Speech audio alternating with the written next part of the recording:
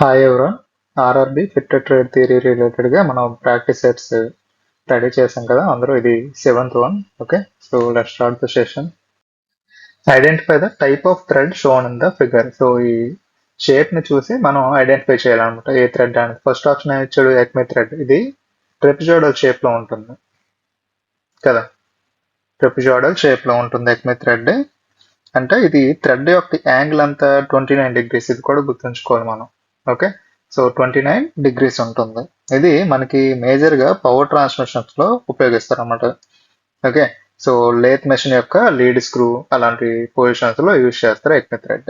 Okay, next option B knuckle thread. ఇది answer అనమాట. Option B is the answer. ఎందుకంటే ఈ థ్రెడ్ యొక్క క్రెస్ట్ అంటే పై భాగం మరియు కింద భాగం రూట్, ఇవన్నీ క్రెస్ట్ రూట్ రెండు సెమీ సర్క్యులర్ షేప్ లో ఉంటుంది అనమాట నకిల్ థ్రెడ్ కి.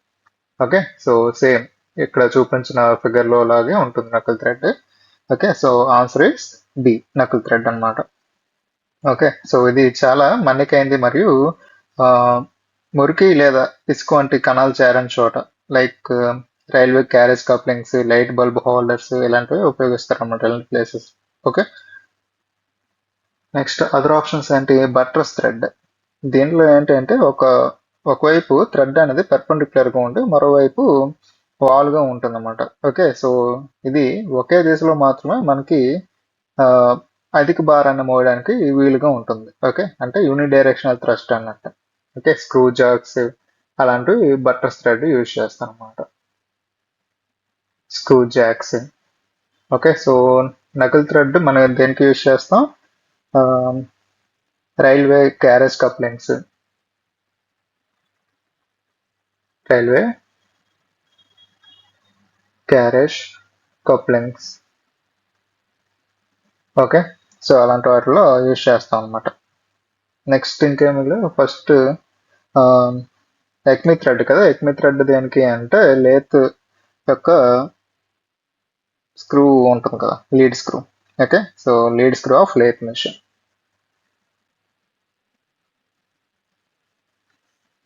Lead screw of lathe machine. Okay, next square thread. Square thread దేనికి యూజ్ చేస్తాం మనం, ఇది మనకి ఆ నేమ్కి తగ్గట్టుగానే చతురస్రాకారంలో ఉంటుంది అనమాట. ఓకే, సో ఇది మేజర్ గా మనకి పవర్ ట్రాన్స్మిషన్ లో ఎక్కువ యూజ్ చేస్తాం. దీంట్లో ఫ్రిక్షన్ అనేది తక్కువగా ఉంటుంది అనమాట. ఓకే, బట్ దీన్ని ఏంటంటే తయారు చేయడం కొంచెం డిఫికల్ట్ ప్రాసెస్. ఓకే, ఈ స్క్రూ థ్రెడ్స్ మేజర్ గా it converts the rotational motion into linear motion and to transmit the power efficiently. అది కూడా గుర్తుంచుకోవాలన్నమాట. ఓకే, సో మేజర్ గా ఇవి lifting equipment like screw jacks. Okay, screw jacks and hydraulic presses వాటిలో use చేస్తాం అన్నమాట. Okay, hydraulic presses. Okay, అలాగే square thread ని మనం clamping device like vices, wood working clamps అలాంటి వాటిలో కూడా యూజ్ చేస్తాం అన్నమాట. Okay, next question. Next question ఏంటి, triple start thread of pitch is dash times అన్నాడు. ఓకే, సో ఇందులో ఏంటి, మనకి మెకానికల్ ఇంజనీరింగ్ లో థ్రెడ్ యొక్క లీడ్ మరియు పిచ్ మధ్య సంబంధం మనం తెలుసుకోవాలి. Lead equals to number of starts into pitch అన్నమాట. Okay, number of starts into pitch. Okay, so lead అంటే ఏంటి, ఒక స్క్రూ పూర్తి రొటేషన్ చేసినప్పుడు అది ముందుకు కదిలే దూరం అనమాట, అది లీడ్ అంటాం. పిచ్ అంటే ఏంటి, ఒక థ్రెడ్ పాయింట్ నుండి దాని పక్కన ఉన్న థ్రెడ్ పాయింట్ వరకు ఉన్న దూరాన్ని మనం పిచ్ అని అంటాం. ఓకే, నెంబర్ ఆఫ్ స్టార్ట్స్ అంటే స్క్రూ పై ఎన్ని థ్రెడ్లు ప్రారంభించబడతాయి అనేది మనకి ఇక్కడ తెలుసుకోవాలన్నమాట. ఇక్కడ ఏమన్నాడు క్వశ్చన్ లో, ట్రిపుల్ స్టార్ట్ థ్రెడ్ అన్నాడు. అంటే కాబట్టి నెంబర్ ఆఫ్ స్టార్ట్స్ అనేవి 3 అవుతాయి మనకి. ఓకే, సో లీడ్ అనేది పిచ్ కి 3 రెట్లు ఉంటుంది అనమాట. Okay, so 3 times the pitch. Okay, lead equals to 3 times the pitch. Option D అన్నమాట. Okay, so option D is the right answer. Others ఏం ఇచ్చాడు, quarter started, quintuple start, double start, ఇవన్నీ answer కాదన్నమాట. Okay, 3 times ఉంటుంది కనుక 3 times is the right answer. Okay, option D. Which joint is made by A key? So answer here is semi permanent. ఎందుకంటే key joints అనేవి మనకి semi permanent జాయింట్లకి example అన్నమాట. వీటిని అవసరమైనప్పుడు సులభంగా విడదీయొచ్చు, అంటే డిస్మాంటిల్ చేయొచ్చు, అలాగే యంత్రానికి ఎటువంటి నష్టం కలగకుండా మళ్ళీ అసెంబుల్ చేయొచ్చు అన్నమాట. కాబట్టి option B is the right answer. Okay, so option A permanent joints అన్నాడు. వెల్డింగ్, రివిటింగ్ వంటి పద్ధతుల ద్వారా చేసే జాయింట్లు మనం పెర్మనెంట్ జాయింట్స్ అని అంటాం అనమాట. వీటిని విడదీయాలంటే భాగాలను ధ్వంసం చేయాల్సి వస్తుంది అనమాట. Okay, next temporary joint. Nut bolt వంటి ఫ్యాజనర్లు తాత్కాలిక జాయింట్లకు మంచి ఉదాహరణ అనమాట. టెంపరీ జాయింట్స్ అంటే తాత్కాలిక జాయింట్స్ అనమాట. సో కీ జాయింట్లు అనేవి మనకి సెమీ పర్మనెంట్ వర్గంలోకి వస్తాయి కనుక ఇది కూడా మనకి wrong. Okay, none of the above అన్నది కనుక మనకి ఆప్షన్ ఉంది కదా ఆల్రెడీ సెమీ పర్మనెంట్ అనేది. Okay, so option B is the right answer. Which of the following nuts does not require a spanner in order to open? So that is wing nut. Okay, so option C wing nut ఎలా ఉంటుందని మనం చెప్పాం కదా. Okay, so wing నట్కి రెండు వైపులా రెక్కల లాంటి నిర్మాణాలు ఉంటాయి అన్నమాట. ఓకే, సో నట్ ఎలా ఉంటే దానికి ఇలా ఉంటుంది. ఓకే, సో అందుకే దీన్ని వింగ్స్ అంటారు. Okay, wing nut. So that ఏంటంటే మనం థంబ్ అదర్ ఫింగర్స్తో మనం ఇది పుష్ చేసేలా రొటేట్ చేసి ఈజీగా రిమూవ్ చేయొచ్చు అనమాట, డిస్మాంటిల్ చేయొచ్చు. Okay, so wing nut is the right answer. Wing నట్కి రెండు వైపులా రెండు రెక్కలు వంటి నిర్మాణాలు ఉంటాయి అనమాట. వీటిని మనం చేతులతోనే సులభంగా పట్టుకొని ఎలాంటి స్పానర్ అవసరం లేకుండా బిగించవచ్చు లేదా వదులు చేయొచ్చు. ఓకే, సో అందుకే దీన్ని బటర్ఫ్లై నెట్ అని కూడా అంటారు. Okay, so other options ring net అన్నాడు. దీని చుట్టూ రింగ్ లేదా స్లాట్లు అనేవి ఉంటాయి అన్నమాట. ఓకే, సో వీటిని బిగించడానికి లేదా వదులు చేయడానికి ప్రత్యేకమైన సి స్పానర్స్ లేదా పిన్ స్పానర్స్ అనేవి అవసరం. ఓకే, నెక్స్ట్ స్క్వేర్ నట్. దీని ఆకారం మనకి చతురస్రాకారంగా ఉంటుంది. దీన్ని తిప్పడానికి సాధారణంగా స్పానర్ లేదా ప్లేయర్స్ అనేవి అవసరం మనకి. నెక్స్ట్ డోమ్ నట్. దీనికి ఒక చివర డోమ్ అనేది మూసి ఉంటుంది అనమాట. ఇది బోర్డ్ చివరను కప్పి ఉంచుతుంది మరియు రక్షణ ఇస్తుంది అనమాట. Okay, so safety purpose use చేస్తారు. దీన్ని బిగించడానికి లేదా వదులు చేయడానికి ఖచ్చితంగా మనకి స్పానర్ అనేది అవసరం అనమాట. ఓకే, ఇక్కడ డస్ నాట్ రిక్వైర్డ్ అన్నాడు కనుక option C is the right answer. Okay, Woodruff key is parallel and dash disk that is circular. Woodruff key అనేది ఒక వృత్తాకార డిస్క్ అన్నమాట. సో దాని నుండి కత్తిరించిన భాగం వల్ల ఉంటుంది. ఓకే, సో అందుకే మనకి టెక్నికల్ టెర్మినాలజీలో దీన్ని సర్క్యులర్ డిస్క్ అని కూడా అంటాం. Okay, so option C. Okay, so circular disc. Okay, so other ఏంటి ఫ్లాట్ అన్నాడు. ఇది ఫ్లాట్ కేసుకి వర్తిస్తుంది అనమాట. ఇది చదునుగా ఉంటాయి, అలాగే వుడ్రఫ్ కీకి ఆకారం ఇలా ఉండదు అనమాట. ఓకే, నెక్స్ట్ రౌండ్ అన్నాడు. ఇది గుండ్రన ఆకారాన్ని సూచిస్తుంది, కానీ టెర్మినాలజీ ప్రకారం మనకి సర్క్యులర్ అని పిలవడమే మరింత ఖచ్చితమైనది మనం అనుకోవచ్చు. ఓకే, నెక్స్ట్ రెక్టాంగులర్ అన్నాడు. ఇది దీర్ఘ చతురస్రాకారంలో ఉండదు కీ అనమాట. ఓకే, రెక్టాంగులర్ కీస్ అంటారు కదా అలాగే. Okay, next in positive drive system. So positive drive system అంటే ఏంటి? ఒక యంత్ర భాగం నుండి మరొక భాగానికి శక్తిని బదిలీ చేసేటప్పుడు మధ్యలో ఎలాంటి స్లిప్పేజ్ అంటే జారడం లాంటిది జరగకుండా ఉండే వ్యవస్థ అన్నమాట పాజిటివ్ డ్రైవ్ సిస్టమ్ అంటే. ఇందులో డ్రైవర్ మరియు డ్రివెన్ భాగాల మధ్య స్థిరమైన నిష్పత్తి అనేది ఉంటుంది అన్నమాట, రేషియో ఉంటుంది. ఓకే, సో దీనికి మేజర్గా గేర్ డ్రైవ్స్ లేదా టైమింగ్ బెల్ డ్రైవ్స్ ఇవన్నీ ఎగ్జాంపుల్స్ అన్నమాట. ఓకే, సో ఆన్సర్స్ ఏంటి? Slippage is not allowed. ఇది సరైన సమాధానం. పాజిటివ్ డ్రైవ్లో పవర్ ట్రాన్స్మిషన్ జరిగేటప్పుడు మనకి ఖచ్చితంగా అసలు స్లిప్పేజ్ అనేది ఉండకూడదు అనమాట. Okay, so option A is right. అలాగే అదర్ ఆప్షన్స్ కూడా చూద్దాం. ఆప్షన్ బి ఏమి ఇచ్చాడు? స్లిప్పేజ్ ఈజ్ అలౌడ్ అన్నాడు. ఇది రాంగ్. ఇలా జరిగితే దానికి ఫ్రిక్షన్ డ్రైవ్ అంటారు. ఓకే, అంటే ఫ్లాట్ బెల్ డ్రైవ్, అక్కడ స్లిప్పింగ్ జరగడానికి అవకాశం ఉంటుంది. Okay, next angular velocity of the two bodies are not the same అన్నాడు. ఓకే, సో ఇది పాజిటివ్ డ్రైవ్ యొక్క డెఫినేషన్ కాదు. యాంగులర్ వెలాసిటీ అనేది గేర్ రేషియోపై ఆధారపడి ఉంటుంది. పాజిటివ్ డ్రైవ్ అయినంత మాత్రాన వేగాలు వేరుగా ఉండాలి అని లేదన్నమాట. ఓకే, సో దాని రేషియో అనేది మనకి ఎప్పుడు స్థిరంగా ఉంటుంది అంతే. Okay, next velocity decreases. Positive drive వల్ల వేగం తగ్గడం లేదా పెరగడం అనేది సిస్టమ్ యొక్క డిజైన్ మీద ఆధారపడి ఉంటుంది, కానీ ఆ డ్రైవ్ యొక్క ప్రధాన లక్ష్యం కాదు. Okay, so option A is the right answer. Okay, what is the function of dog clutch? So dog clutch అనేది ఒక రకమైన పాజిటివ్ క్లచ్ అన్నమాట. ప్రీవియస్ క్వశ్చన్ లో డిస్కస్ చేశాం కదా. ఓకే, సో దీనిలో ఒకవైపు టీత్ మరొక వైపు ఉన్న ఖాళీల్లోకి లాక్ అయి ఉంటాయి అన్నమాట. ఓకే, సో ఇవి తిరుగుతున్నప్పుడు మనకి అకస్మాత్తుగా కలిపితే ఈ టీత్ అనేవి విరిగిపోయే అవకాశం ఉంటుంది. కాబట్టి వీటిని సాధారణంగా స్టేషనరీగా ఉన్నప్పుడు లేదా చాలా తక్కువ వేగంతో ఉన్నప్పుడు మాత్రమే ఎంగేజ్ చేస్తారు. Okay, so option B is right answer. Okay, so it can only be engaged when two elements of the clutches are stationary. Okay, so other options show though it can be engaged progressively when one or both the elements are rotating అన్నాడు. ఇది తప్పు అన్నమాట.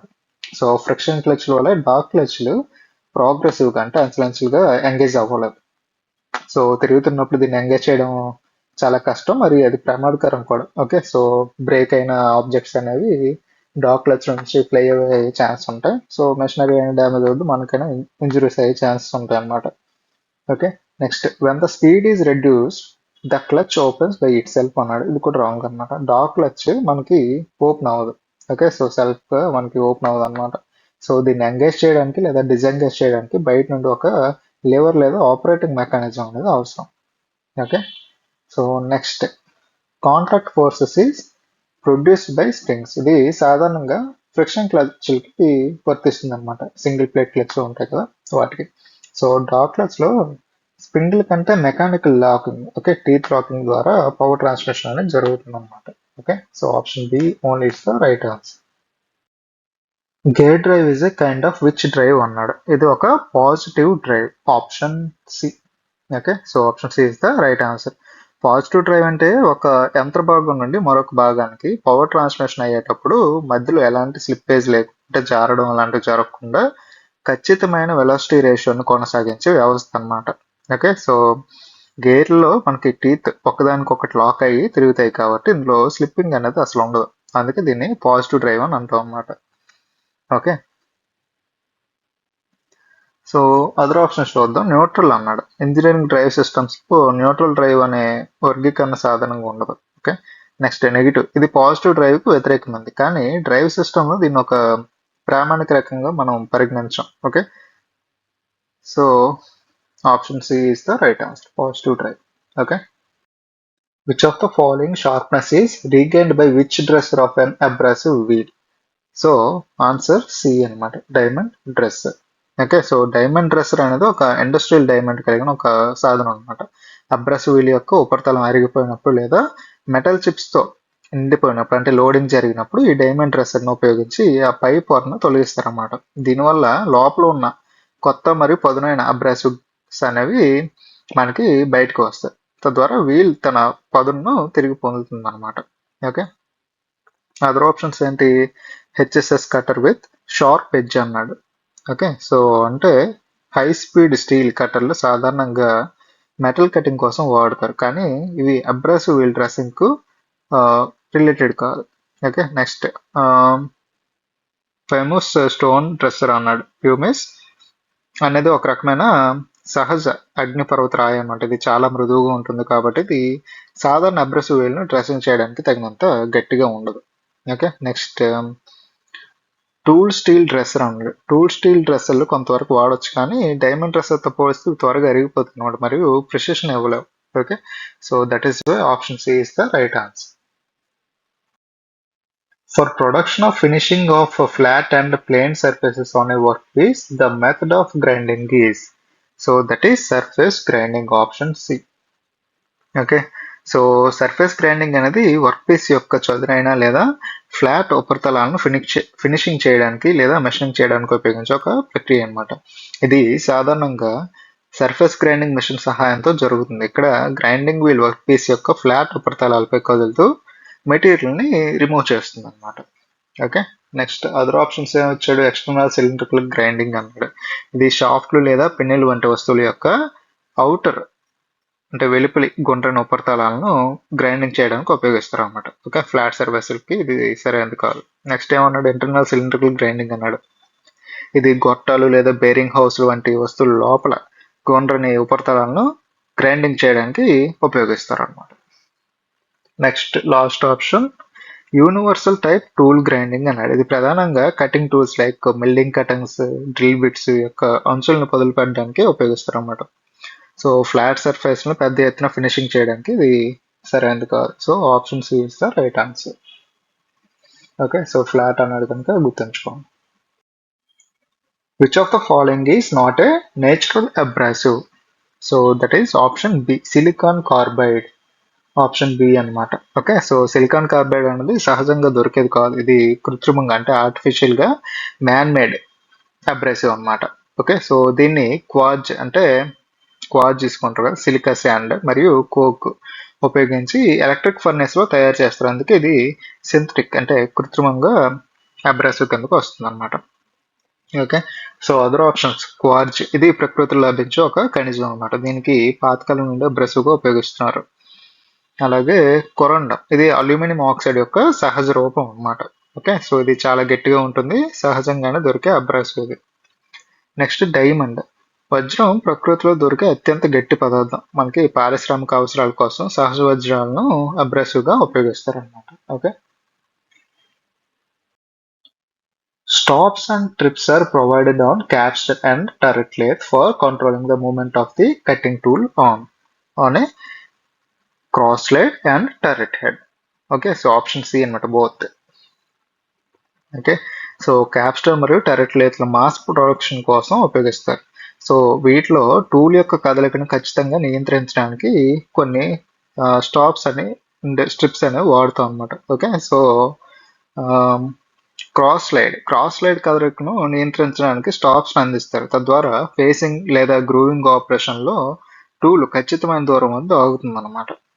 Okay, next turret head యొక్క longitudinal కదలికను నియంత్రించడానికి ప్రతి tool position కోసం stops మరియు ట్రిప్స్ ని యూజ్ చేస్తారు. ఇది టూల్ యొక్క నిర్దిష్ట లోతు అంటే డెప్త్ ఆఫ్ కట్ చేయడానికి వీలు చేసేలా ఆపివేసేలా చేస్తుంది అనమాట.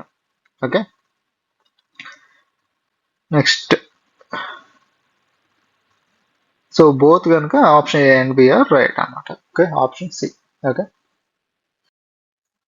Next the purpose of quick return mechanism in shaper is to. So మనకి షాపర్ మెషిన్ లో కటింగ్ అనేది ఫార్వర్డ్ స్ట్రోక్ సమయంలో మాత్రం జరుగుతుంది అనమాట. రిటర్న్ స్ట్రోక్ సమయంలో కటింగ్ జరగదు.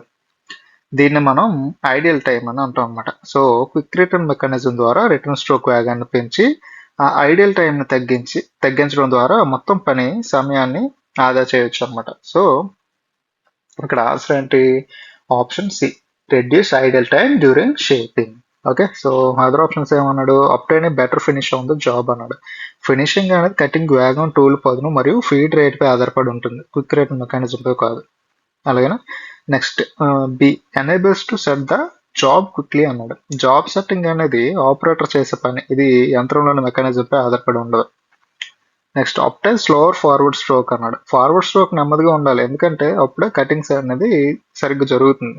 Quick return mechanism return stroke ను వేగవంతం చేస్తుంది, ఫార్వర్డ్ స్ట్రోక్ ను కాదు. Okay, so option C is the right answer. Okay, the purpose of lathe centre shown in the figure is. So ఇక్కడ చిత్రంలో ఉన్నది మనకి పైప్ సెంటర్ అన్నమాట. ఓకే, ఇది pipe centre.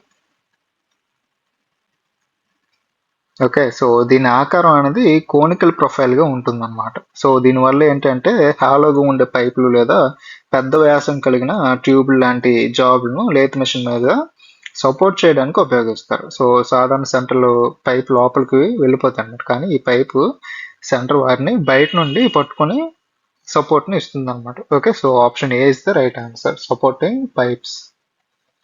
Okay, so option B ఏమి ఇచ్చాడు? Centre supporting heavy jobs and బరువైన jobs కోసం సాధారణంగా మనం హెవీ డ్యూటీ సెంటర్స్ యూజ్ చేస్తాం, లేదా రివాల్వింగ్ సెంటర్లు అనేవి వాడుతాం అనమాట. పైప్ సెంటర్ ప్రత్యేకంగా పైపులకే పరిమితమైంది.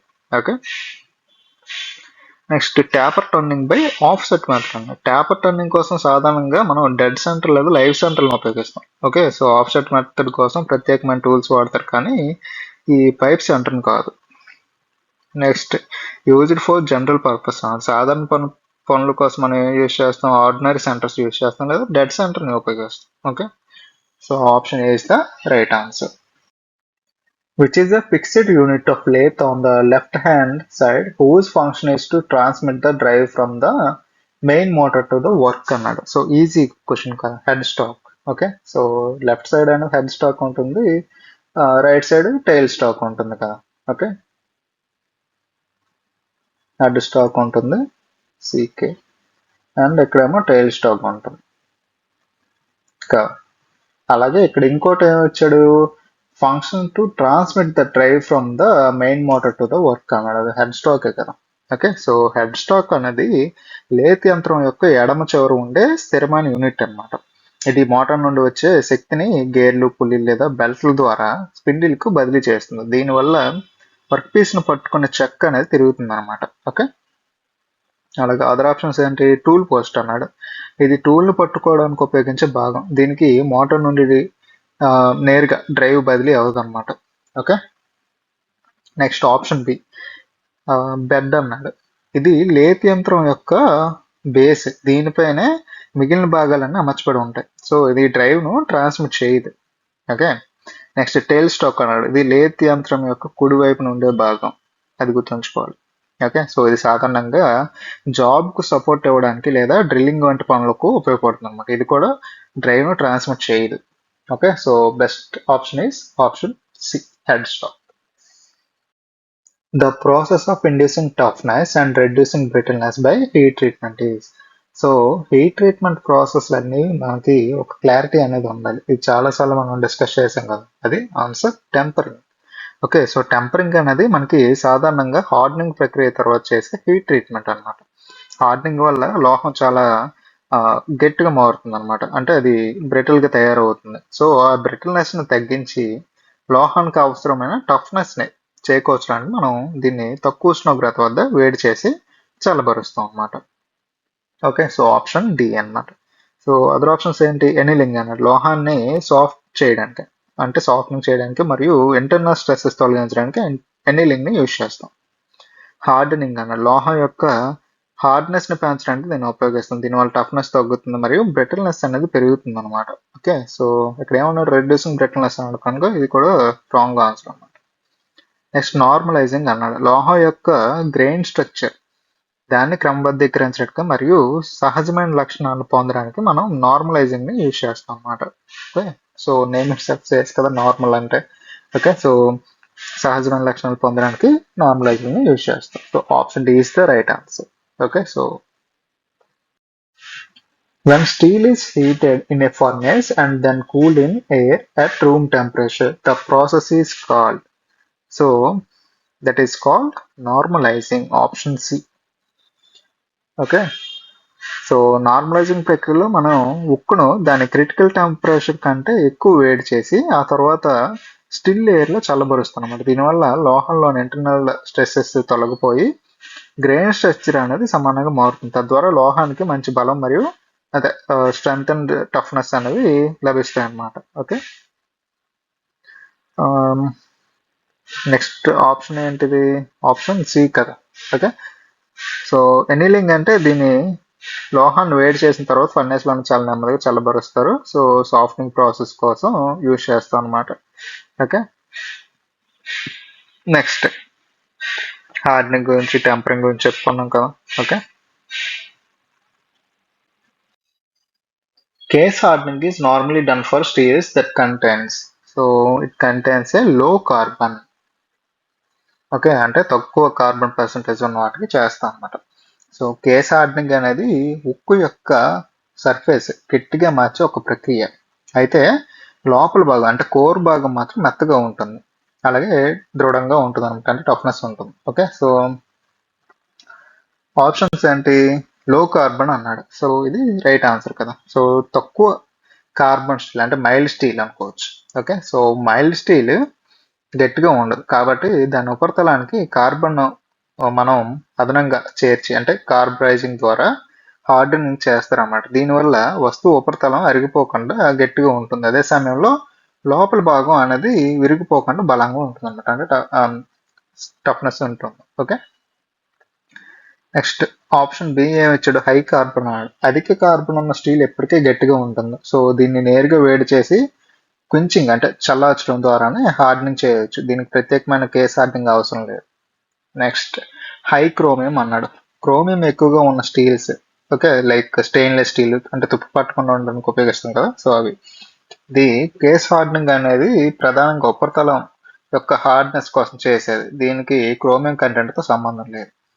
నెక్స్ట్ హెచ్ఎస్ఆర్ అంటే హై స్పీడ్ స్టీల్స్. ఇవి చాలా ఎక్కువ గట్టితనం మరియు వేడిని తట్టుకునే శక్తి కలిగిన ఉక్కు అన్నమాట. సో దీన్ని కటింగ్ టూల్స్ తయారు చేయడానికి ఉపయోగిస్తారు. ఇది ఇప్పటికే లోపల నుండి బయట వరకు చాలా గట్టిగా ఉంటుంది కాబట్టి దీనికి కేస్ హార్డనింగ్ అనేది అనవసరం. Okay, so option A is the answer. Okay, barium carbonate is used as an dash in solid carburizing అన్నాడు. So that is energizer. Option A itself answer. Okay, so solid carburizing లో ఉక్కు ఉపరితలంపై carbon చేర్చడానికి charcoal అంటే బొగ్గుని ఉపయోగిస్తారు అనమాట. అయితే ఈ ప్రక్రియ వేగవంతం కావడానికి మరియు సమర్థవంతంగా జరగడానికి కొన్ని రసాయనాలు కలుపుతారు. వాటిని మనం ఎనర్జైజర్స్ అని పిలుస్తాం అనమాట. ఓకే, సో మనకి ఎనర్జైజర్ అన్నాడు అంటే ఇది సాలిడ్ కార్బరైజింగ్ లో కార్బన్ మోనాక్సైడ్ వాయువును అంటే CO వాయువును ఉత్పత్తిని వేగం చేయడానికి barium carbonate BaCO3, okay, so barium carbonate వంటి పదార్థాలను ఎనర్జైజర్ గా ఉపయోగిస్తారు అన్నమాట. ఇది కార్బరైజింగ్ వేగాన్ని పెంచుతుంది. ఓకే, సో నెక్స్ట్ ఆప్షన్ ఏంటి? ఎఫ్లూయెన్స్ ఎన్హాన్సర్ అన్నాడు. ఇది మెటలాజికల్ ప్రక్రియలో ఉపయోగించే పదం కాదు. ఓకే, సో ఇది వ్యర్థాల నిర్వహణకు సంబంధించిన పదంలో ఉంది. ఓకే, సో ఇది రాంగ్ ఆన్సర్. నెక్స్ట్ ఎకనోమైజర్ అన్నాడు. ఇది వేడిని ఆదా చేసే పరికరం అనమాట. ఉదాహరణకు బాయిలర్ లో ఉంటుంది అది. ఓకే, సో కార్బరైజింగ్ రసాయన ప్రక్రియలో దీన్ని వాడరు అనమాట. నెక్స్ట్ ఏంటి? ఎరోజన్ ఎన్హాన్స్డ్ అన్నాడు. ఎరోజన్ అంటే అరుగుదల అని అర్థం కదా. సో మన కేస్ హార్డనింగ్ ద్వారా అరుగుదలను తగ్గించాలని చూస్తాం కానీ పెంచాలని కాదు, కాబట్టి ఇది కూడా wrong answer. So option A is the right answer. Okay, what is resistance ability of a matter to mechanical forces and loads called అన్నాడు. ఓకే, సో మెకానికల్ అందరికీ మెకానికల్ పెట్టేయచ్చు మనం ఈజీ. బట్ దీన్ని ఏమంటారంటే ఒక మెటీరియల్ బయట నుండి వచ్చే ఫోర్సెస్ లేదా ఎక్స్టర్నల్ లోడ్స్ కానీ అవి ఎంతవరకు తట్టుకుంటుందో తెలిపే లక్షణాన్ని మనం మెకానికల్ ప్రాపర్టీస్ అంటాం కదా. ఓకే, సో అదే ఇక్కడ అడిగాడు. Okay, so option C is the right answer. Okay, so optical property అన్నాడు. ఇది కాంతికి సంబంధించింది. లైక్ పదార్థం కాంతిని పరావర్తనం చేయడం లేదా దాని గుండా పంపించడం ఇలాంటివన్నీ వస్తాయి అనమాట. ఇది శక్తిని తట్టుకోవడానికి సంబంధించింది కాదు. ఓకే, అంటే ఫోర్సెస్ ని క్యారీ చేయదు కదా. సో ఓన్లీ కాంతికి రిలేటెడ్ గా optical property. Next electric property అన్నాడు. ఇది విద్యుత్ ప్రవాహానికి సంబంధించింది. లైక్ కండక్టివిటీ, రెసిస్టెన్స్ అలాంటివన్నీ వస్తాయి అనమాట. ఓకే, సో ఇది లోడ్కి రిలేటెడ్ కాదు. Next other property chemical. Okay, ఇది పదార్థం వేరే రసాయనాలతో ఎలా చర్య జరుగుతుందో లైక్ కరోజన్ అనుకోవచ్చు అలా. ఓకే, సో దీనికి ఫోర్సెస్ కి ఎటువంటి రిలేషన్ లేదు. So option C is the right answer. Tensile strength of a metal is its ability to resist fracture when subjected to tensile loads. The tensile strength of the metals are expressed in units అడుగుతున్నాడు. So tensile strength అంటే stress కి formula ఏంటి మనకి? Force upon area కదా, force by area. So that is equals to force unit ఏంటి? Newton. ఏరియాని మనం mm² గా రిప్రజెంట్ చేయొచ్చు. Okay, so Newton mm² is the right answer. దీన్నే మనం మెగా పాస్కల్స్ లో కూడా కొలుస్తాం అనమాట. Okay, so option A is the right answer here. Okay, metals possess physical and mechanical properties. Which one of the following is a physical property అన్నాడు. Okay, so మనకి physical mechanical properties ఏంటి అంటే, physical అంటే ఇవి material యొక్క అంతర్గత లక్షణాలు అనమాట. Like colour, density, okay, melting point, ఇవన్నీ మనకి ఫిజికల్ ప్రాపర్టీస్ కిందకి వస్తాయి అనమాట. అలాగే మెకానికల్ ప్రాపర్టీస్ ఏంటి అంటే లోహంపై బయట నుండి బలాన్ని ప్రయోగించినప్పుడు అది ఎలా స్పందిస్తుందో తెలిపేవి అనమాట. ఓకే, సో ఇక్కడ ఆన్సర్స్ ఏమిచ్చాడు? ఫ్యూజిబిలిటీ అన్నాడు. అంటే ద్రవీభవన స్థానం సామర్థ్యం, ద్రవీభవన సామర్థ్యం అనమాట. సో ఇది మనకి రైట్ ఆన్సర్. ఫిజికల్ ప్రాపర్టీ అన్నాడు కనుక option A is the right answer. Okay, ఒక లోహాన్ని వేడి చేసినప్పుడు అది ద్రవ రూపంలోకి మారే సామర్థ్యాన్ని ఫ్యూజిబిలిటీ అంటారన్నమాట. ఓకే, సో ఇది లోహం యొక్క హీట్ రిలేటెడ్ గా ఒక ఫిజికల్ ప్రాపర్టీ అన్నమాట. ఓకే, నెక్స్ట్ టెనాసిటీ అన్నాడు. అంటే దృఢత్వం. ఇది ఒక లోహం విచ్ఛిన్నం కాకుండా బలాన్ని తట్టుకునే యాంత్రిక సామర్థ్యం అన్నమాట. నెక్స్ట్ డక్టిలిటీ అన్నాడు, ఇది లోహాన్ని సాగదీసి సన్నని తీగలుగా మార్చగలిగే mechanical property. Okay, next malleability అన్నాడు, ఇది లోహాన్ని శుద్ధితో కొట్టి పలుచని రేకులుగా మార్చగలిగే మెకానికల్ ప్రాపర్టీ అన్నమాట. So option A is the right answer. Okay, dash is the decreasing order of hydration enthalpy of alkaline earth metal ions అన్నాడు. అంటే హైడ్రేషన్ ఎంథాల్పీ అనేది ఒక అయాన్ నీటితో కలిసినప్పుడు విడుదలయ్యే శక్తి అనమాట. ఇది అయాన్ యొక్క సైజ్ పై ఆధారపడి ఉంటుంది. ఓకే, సో ఇక్కడ అయాన్ పరిమాణం ఎంత చిన్నగా ఉంటే దాని ఛార్జ్ అనేది అంత ఎక్కువగా ఉంటుంది. దీనివల్ల అది నీటి అణువులను అంత బలంగా ఆకర్షించగలదు అనమాట. సో అయాన్ పరిమాణం పెరిగే కొద్దీ హైడ్రేషన్ ఎంథాల్పీ అనేది తగ్గుతుంది, అది గుర్తుంచుకోవాలి. ఓకే, సో మనకి ఆల్కలైన్ ఎర్త్ మెటల్స్ పై నుండి కింద వరకు వెళ్ళే కొద్దీ వాటి అణు పరిమాణం అనేది పెరుగుతుంది అనమాట. సో ఏమి ఉన్నాయి alkaline earth metals? Barium, magnesium, calcium, strontium కదా. సో వాటి అణుపరిమాణం అనేది పైనుండి కిందకి వెళ్ళే కొద్దీ పెరుగుతుంది అనమాట. కాబట్టి అత్యంత చిన్న పరిమాణం ఉన్న Be2+ అయాన్కు అత్యంత హైడ్రేషన్ ఎంథాల్పీ ఉంటుందన్నమాట.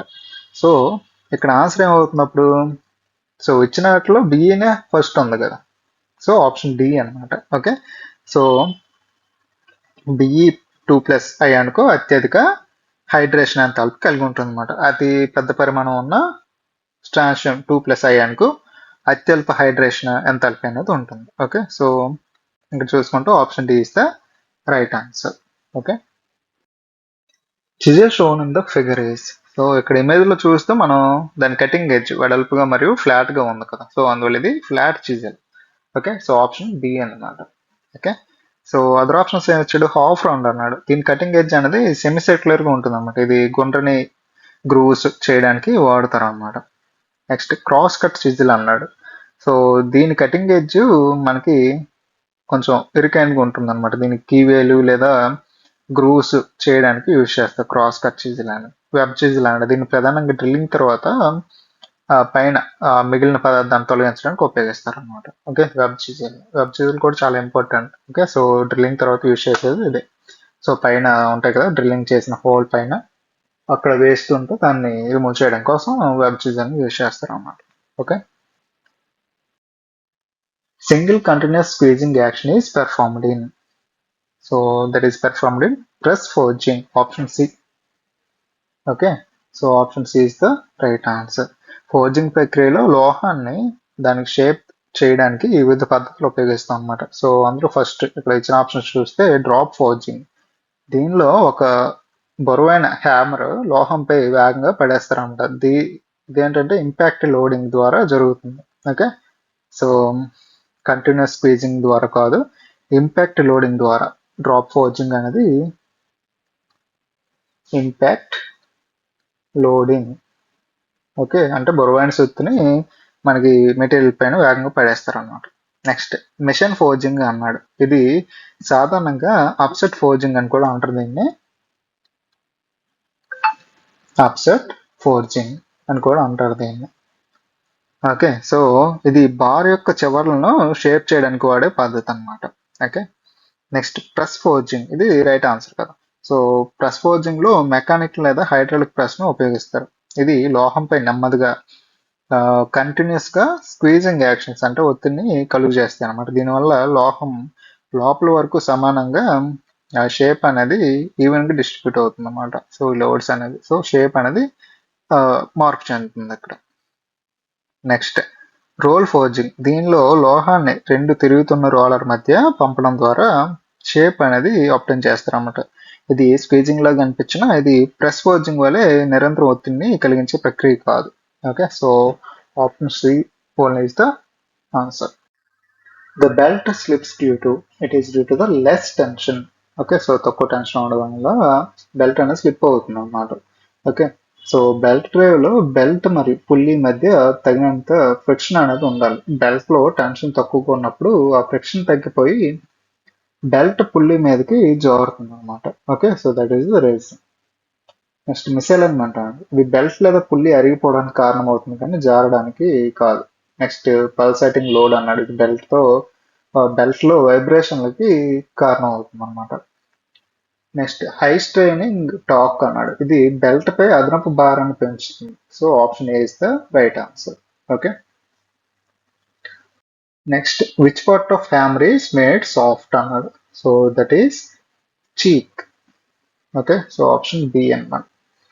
సో అంటే సుత్తిలో ఏ భాగం అనేది మెత్తగా ఉంచబడుతుంది అన్నాడు. సాధారణంగా మనకి ఇంజనీరింగ్ హ్యామర్ తయారీలో దాని అన్ని భాగాలు ఒకే రకమైన హార్డ్నెస్ అనేది ఉండదు. పనిని బట్టి వివిధ భాగాలకు వివిధ రకాల హీట్ ట్రీట్మెంట్స్ అనేవి అందిస్తారు అనమాట. ఓకే. సో అందులో ఫస్ట్ ఆప్షన్ ఇక్కడ ఇచ్చారు కదా, పిన్ చూద్దాం. ఇదేంటంటే సుత్తి యొక్క పై భాగం. ఇది లోహాన్ని వంచడానికి లేదా చిజిల్ చేయడానికి వాడతారు అన్నమాట. కాబట్టి ఇది గట్టిగా ఉండాలన్నమాట. హార్డ్ అండ్ ప్రాసెస్ యూజ్ చేస్తాం. నెక్స్ట్ చీక్. ఇది మనకి right answer related to the question. Okay. So సుత్తి యొక్క మధ్య భాగాన్ని చీక్ అని అంటాం మనం. ఇది సుత్తి యొక్క హ్యాండిల్ ఫిక్స్ అయ్యే భాగం దగ్గర ఉంటుంది. ఇది గట్టిగా ఉంటే మనకి పొగలు వచ్చే ప్రమాదం ఉంటుంది కదా. సో క్రాక్స్ అవి ఏర్పడకుండా ఉండడం కోసం షాక్ని తట్టుకోవడానికి వీలుగా ఇది కొంచెం సాఫ్ట్గా ఉంచుతారనమాట. ఓకే. Next face. ఇది వస్తువులను కొట్టడానికి వాడే భాగం కనుక ఇది చాలా గట్టిగా, అంటే హార్డ్ అండ్ టెంపర్డ్ ప్రాసెస్ని యూజ్ చేసి గట్టిగా ఉంచుతాం. సో అప్పుడు అది అరిగిపోకుండా ఎక్కువ కాలం మన్నిక అనేది వస్తుంది అనమాట. Next I whole. ఇది సుత్తి హ్యాండిల్ అమర్చడానికి ఉంచే హోల్ అన్నమాట. ఇది సుత్తి నిర్మాణంలో మనకి కీలకమైనది. దీన్ని గట్టిగా ఉంచితే హ్యాండిల్ బిగించడం కష్టం అవుతుంది. ఇది కూడా సుత్తి యొక్క మధ్య భాగం వల్ల కొంత మృదుత్వాన్ని కలిగి ఉంటుంది అనమాట. కానీ ప్రధానంగా చీక్ పోర్షన్ మనకి మెత్తగా ఉండడం అనేది సుత్తి తయారీలో మనకి ముఖ్యమైన నియమం అనమాట. Okay. Which among the following statement is correct in respect of positioning the swing అన్నది. భారీ వస్తువులను ఎత్తడానికి ఉపయోగించే స్వింగ్స్ వినియోగంలో మనకి భద్రత అనేది చాలా ఇంపార్టెంట్ కదా. సో ఫస్ట్ ఆప్షన్ అంటే ఇక్కడ keep the swings as far vertical as possible అన్నాడు. ఇది కూడా ఒక ముఖ్యమైన నియమమే. కానీ స్వింగ్ పదునైన అంచులు తగలకుండా ఉండడం అనేది ప్రాథమిక భద్రతా నియమం. సో ప్రశ్నలో ఇచ్చిన ఆప్షన్ల ప్రకారం మనకి సి అనేది కొంచెం రిలేటెడ్ అనమాట. అత్యంత ఖచ్చితమైన భద్రతా చర్య అనుకోవచ్చు. ఓకే. సో సి అంటే check that the swing is not bearing on any sharp edge అన్నారు. ఇది సరైన సమాధానం అనమాట. స్వింగ్ పదునైన అంచులకు తగిలితే అది తెగిపోయి లోడ్ కిందకు పడిపోయే ప్రమాదం ఉంటుంది. కాబట్టి పదునైన అంచుల వద్ద రక్షణ కవచంలో ప్యాడింగ్ అనేది వాడాలి. ఓకే. సో ఆప్షన్ బి చూస్తే check that the load is not rigid enough to support its own weight అనేది తప్పు అనమాట. లోడ్ తన స్వతంత్ర బరువును మోయగలిగేంత దృఢంగా ఉండాలి. లేకపోతే అది ఎత్తేటప్పుడు విరిగిపోయే ప్రమాదం ఉంటుంది అనమాట. ఓకే. సో ఆప్షన్ డి ఇది పూర్తిగా తప్పు అనమాట. ఎందుకంటే place the swing so that the load is unstable అన్నాడు. లోడ్ ఎల్లప్పుడూ స్టేబుల్ గా ఉండేలా చూసుకోవాలి. లేకపోతే మనకి ప్రమాదాలు జరుగుతాయి కదా. సో ఇక్కడ ఆన్సర్ ఏంటి? ఆప్షన్ సి అన్నమాట. Check that the swing is not bearing on any sharp edges. Option C. Okay. Metric outside micrometer has threaded spindle with a pitch of. So దాని పిచ్ అవుతున్నాడు 0.5 అన్నమాట. Okay. So micrometer అనేది మనకి ఖచ్చితమైన కొలతలు పోల్చడానికి ఒక పరికరం కాదు. ఓకే. సో ఇందులో 0.5 mm మెట్రిక్ మైక్రోమీటర్ స్పిండిల్ యొక్క పిచ్ సాధారణంగా 0.5 mm ఉంటుందన్నమాట. దీని అర్థం మైక్రోమీటర్ యొక్క థింబుల్ను ఒక పూర్తి రౌండ్ తిప్పినప్పుడు స్పిండిల్ అనేది 0.5 mm ముందుకి లేదా వెనక్కి పగులుతుంది అనమాట. ఓకే. సో దాన్ని మనం పిచ్ అంటాం కదా. ఓకే. నెక్స్ట్ అదర్ ఆప్షన్స్ ఏంటి? 0.25 అనేది రాంగ్. కొన్ని ప్రత్యేక రకమైన మైక్రోమీటర్ లేదా ఇతర పరికరాలతో ఉండొచ్చు, కానీ ఇది మనకి మెట్రిక్ మైక్రోమీటర్ కి రిలేటెడ్ కాదు. నెక్స్ట్ 1 mm అన్నాడు. ఇది కూడా తప్పు అనమాట. 1 mm పిచ్ ఉంటే మైక్రోమీటర్ యొక్క ఖచ్చితత్వం అనేది తగ్గుతుంది. ఇది సాధారణ మైక్రోమీటర్ డిజైన్ కాదు కదా. నెక్స్ట్ 0.05 mm అన్నాడు. ఇది తప్పు. ఇది చాలా చిన్న విలువ. ఓకే. సో ఇది మైక్రోమీటర్ యొక్క లీస్ట్ కౌంట్ లేదా స్కేల్ విభజనకు సంబంధించింది కావచ్చు, కానీ స్పిండిల్ పిచ్ కాదు. Okay. Option is the right answer. And outside micrometer has negative error అన్నాడు. సో ఇక్కడ మైక్రోమీటర్ ఎర్రర్స్ ఉన్నప్పుడు మనం కొన్ని సూత్రాలు పాటించాలి అన్నమాట. ఓకే. సో ఆప్షన్స్ చూద్దాం. Adding the negative error in the actual reading అన్నాడు. ఇది సరైన సమాధానం అనమాట. Option A is the right answer. Okay. So negative error ఉన్నప్పుడు మైక్రోమీటర్ తక్కువ రీడింగ్ చూపిస్తుంది. కాబట్టి వచ్చిన రీడింగ్ ను ఆ ఎర్రర్ విలువను కలిపితే సరైన కొలత వస్తుంది. Okay. Next option B, deducting the negative error from the actual reading అనేది ఇది రాంగ్. నెగిటివ్ ఎర్రర్ని తీసివేస్తే రీడింగ్ ఇంకా తప్పుగా వస్తుంది కదా, సో ఇది పాజిటివ్ ఎర్రర్ ఉన్నప్పుడు మాత్రం చేయాలి. Next adding twice the negative value అన్న నెగిటివ్ ఎర్రర్, ఇది తప్పు. ఎర్రర్ విలువను 2 సార్లు కలపాల్సిన అవసరం ఉండదు. ఓకే, సో ఒకసారి కలిపితే మనకి పర్ఫెక్ట్ రీడింగ్ వచ్చేస్తుంది కదా. Okay, so reducing twice the negative error అనేది కూడా wrong. Okay, option A is the right answer. Micrometer frame is made of. So సాధారణంగా మైక్రోమీటర్ ఫ్రేమ్ ని cast iron or drop forge steels తో తయారు చేస్తారు అనమాట. ఓకే, కానీ ఇక్కడ ఆప్షన్స్ ఏమైనా ఇచ్చాడా? లేదు కదా. సో ఒక్కొక్క ఆప్షన్ చూద్దాం. స్టెయిన్లెస్ స్టీల్ అన్నాడు, ఇది తుప్పు పట్టకుండా ఉంటుంది, కానీ మైక్రోమీటర్ ఫ్రేమ్స్ యూజ్ చేయరు. నెక్స్ట్ క్రోమియం స్టీల్, ఇది కూడా ఒక రకమైన alloy steel. Okay, next high speed steel అన్నాడు, ఇది కటింగ్ టూల్స్ లో యూజ్ చేస్తారు, డ్రిల్ బిట్స్ లాంటివి యూజ్ చేస్తారు కదా, సో వాటికి యూజ్ చేస్తారు ఫ్రేమ్ల కోసం కదా. Next invar, that is the answer, option D. Okay, so invar steel అన్నమాట, ఇది ప్రత్యేకమైన లోహం. ఇన్వర్ స్టీల్ అనేది ఉష్ణోగ్రత పెరిగినప్పుడు చాలా తక్కువగా వ్యాకోచిస్తుంది అనమాట, అంటే లో థర్మల్ ఎక్స్పాన్షన్ కలిగి ఉంటుంది ఇది. ఓకే, లో థర్మల్ ఎక్స్పాన్షన్ కలిగి ఉంటుంది అనమాట. ఓకే, సో అందువల్ల అత్యంత ఖచ్చితమైన కొలతలు తీసుకోవడానికి ఉపయోగించే మైక్రోమీటర్లు మరియు ఇతర ప్రెసిషన్ ఇన్స్ట్రుమెంట్స్ తయారీలో ఇన్వర్ స్టీల్ ను ఫ్రేమ్ గా ఉపయోగిస్తారు అనమాట. So among the options, so option D is the right answer. Okay, surface plate is not of which shape అన్నాడు. So there is rectangular, square, circle. Okay, option A triangular shape కాదు. Okay, so surface ప్లేట్లను మెట్రాలజీలో ఒక reference plane గా ఉపయోగిస్తారు అనమాట. So triangular shape అన్నాడు. Okay, so related to the question ఇక్కడ నాట్ అన్నాడు కదా, రైట్ ఆన్సర్ అది. ఓకే, సో సర్ఫేస్ ప్లేట్లు సాధారణంగా త్రికోణ షేప్ లో యూజ్ చేయరు అనమాట, తయారు చేయరు. ఎందుకంటే ఇవి పని చేయడానికి లేదా కొలతలు తీసుకోవడానికి చతురస్రాకారం లేదా దీర్ఘ చతురస్రాకారం ఉన్న ప్లేన్లు మరింత సౌకర్యంగా ఉంటాయి అన్నమాట. Okay, so rectangular, square, circular shapes ని ఎక్కువగా మనం ప్రిఫర్ చేస్తాం. Okay, which one is not the use of divider? Not అని ఇచ్చాడు, గుర్తుంచుకోండి. సో టెక్నికల్ గా డివైడర్ యొక్క ప్రధాన ఉద్దేశం ఏంటి? ట్రాన్స్ఫర్ ఇన్ ద డైమెన్షన్స్, అంటే మనం కొలతలను బదిలీ చేయడం. అలాగే అంటే డైరెక్ట్ మెజరింగ్ ఇన్స్ట్రుమెంట్ కాదు కదా, ఇండైరెక్ట్ కనుక we transfer in the dimensions, అంటే ఒక ప్లేస్ నుంచి మన మెజరింగ్ ఇన్స్ట్రుమెంట్స్ దగ్గరికి సేమ్ డైమెన్షన్ క్యారీ చేసి అక్కడ మనం మెజర్మెంట్స్ అనేది తీసుకుంటాం అనమాట. సో అలాగే చిన్న చిన్న గుర్తులను పెట్టడం. ఓకే, అవన్నమాట. సో ఆన్సర్స్ చూద్దాం, ఆప్షన్స్. స్క్రైబ్ సర్కిల్స్ అన్నాడు, సాధారణంగా వృత్తాలను గీయడానికి కంపాస్ వాడతారు, కానీ డివైడర్ తో కూడా మనం వృత్తాలను గీయచ్చు. అందువల్ల ఇది మనం దీని కిందకే వస్తుంది, యూజ్ ఆఫ్ ది డివైడర్ కిందకే వస్తుంది. ఎందుకంటే సపోజ్ మెటల్ పీసెస్ ఉంటాయి, దాని మీద మనం పెన్సిల్ తో పెన్ తో చేయం కదా, so sharp edges metal pieces తో ఉంటాయి కనుక డివైడర్ కి, సో సర్టెన్ డైమెన్షన్ మనం ఇక్కడ తీసుకొని ఈ ప్లేస్ మీద మనం సర్కిల్స్ ని డ్రా చేయొచ్చు అనమాట. Okay, by using the dividers. Okay, అలాగే ఆర్క్స్ అన్నాడు, సర్కిల్స్ డ్రా చేసినప్పుడు ఆర్క్స్ జనరేట్ చేయగలం కదా. ఓకే, అలాగే transferring the distance major use కదా. సో నాట్ అన్నాడు ఇంకా ఆప్షన్ డి, మార్కింగ్ టాంజెంట్స్ అన్నాడు. ఓకే, సో అది. Okay, option D is the right answer for this question. Okay, which of the following angle plates is most commonly used in workshops?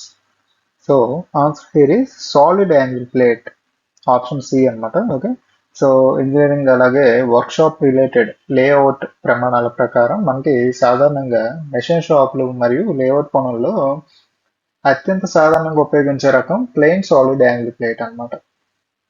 ఇది ఒకదానికొకటి ఖచ్చితంగా 90 degrees వద్ద machine చేయబడిన రెండు సమతల ఉపరితలాలను కలిగి ఉంటుంది. ఓకే, సో ఇందులో ఎటువంటి స్లాట్లు ఉండవు మరియు ఇది సాధారణంగా చిన్న పరిమాణంలో ఉంటుంది అనమాట. ఓకే, సో ఆప్షన్ ఏ ఇచ్చాడు, స్లాటెడ్ టైప్ యాంగిల్ ప్లేట్ ఇచ్చాడు. ఇది భారీ మెషినింగ్ పనులకు చాలా ప్రసిద్ధి చెందింది అనమాట. ఎందుకంటే పెద్ద వర్క్ పీస్లను భద్రపరచడానికి స్లాట్ల గుండా క్లాంపింగ్ బోల్ట్ను పంపవచ్చు. అయితే ఇది ప్రాథమిక సాలిడ్ యాంగిల్ ప్లేట్ కంటే తర్వాత స్థానంలో ఉంటుంది అనమాట.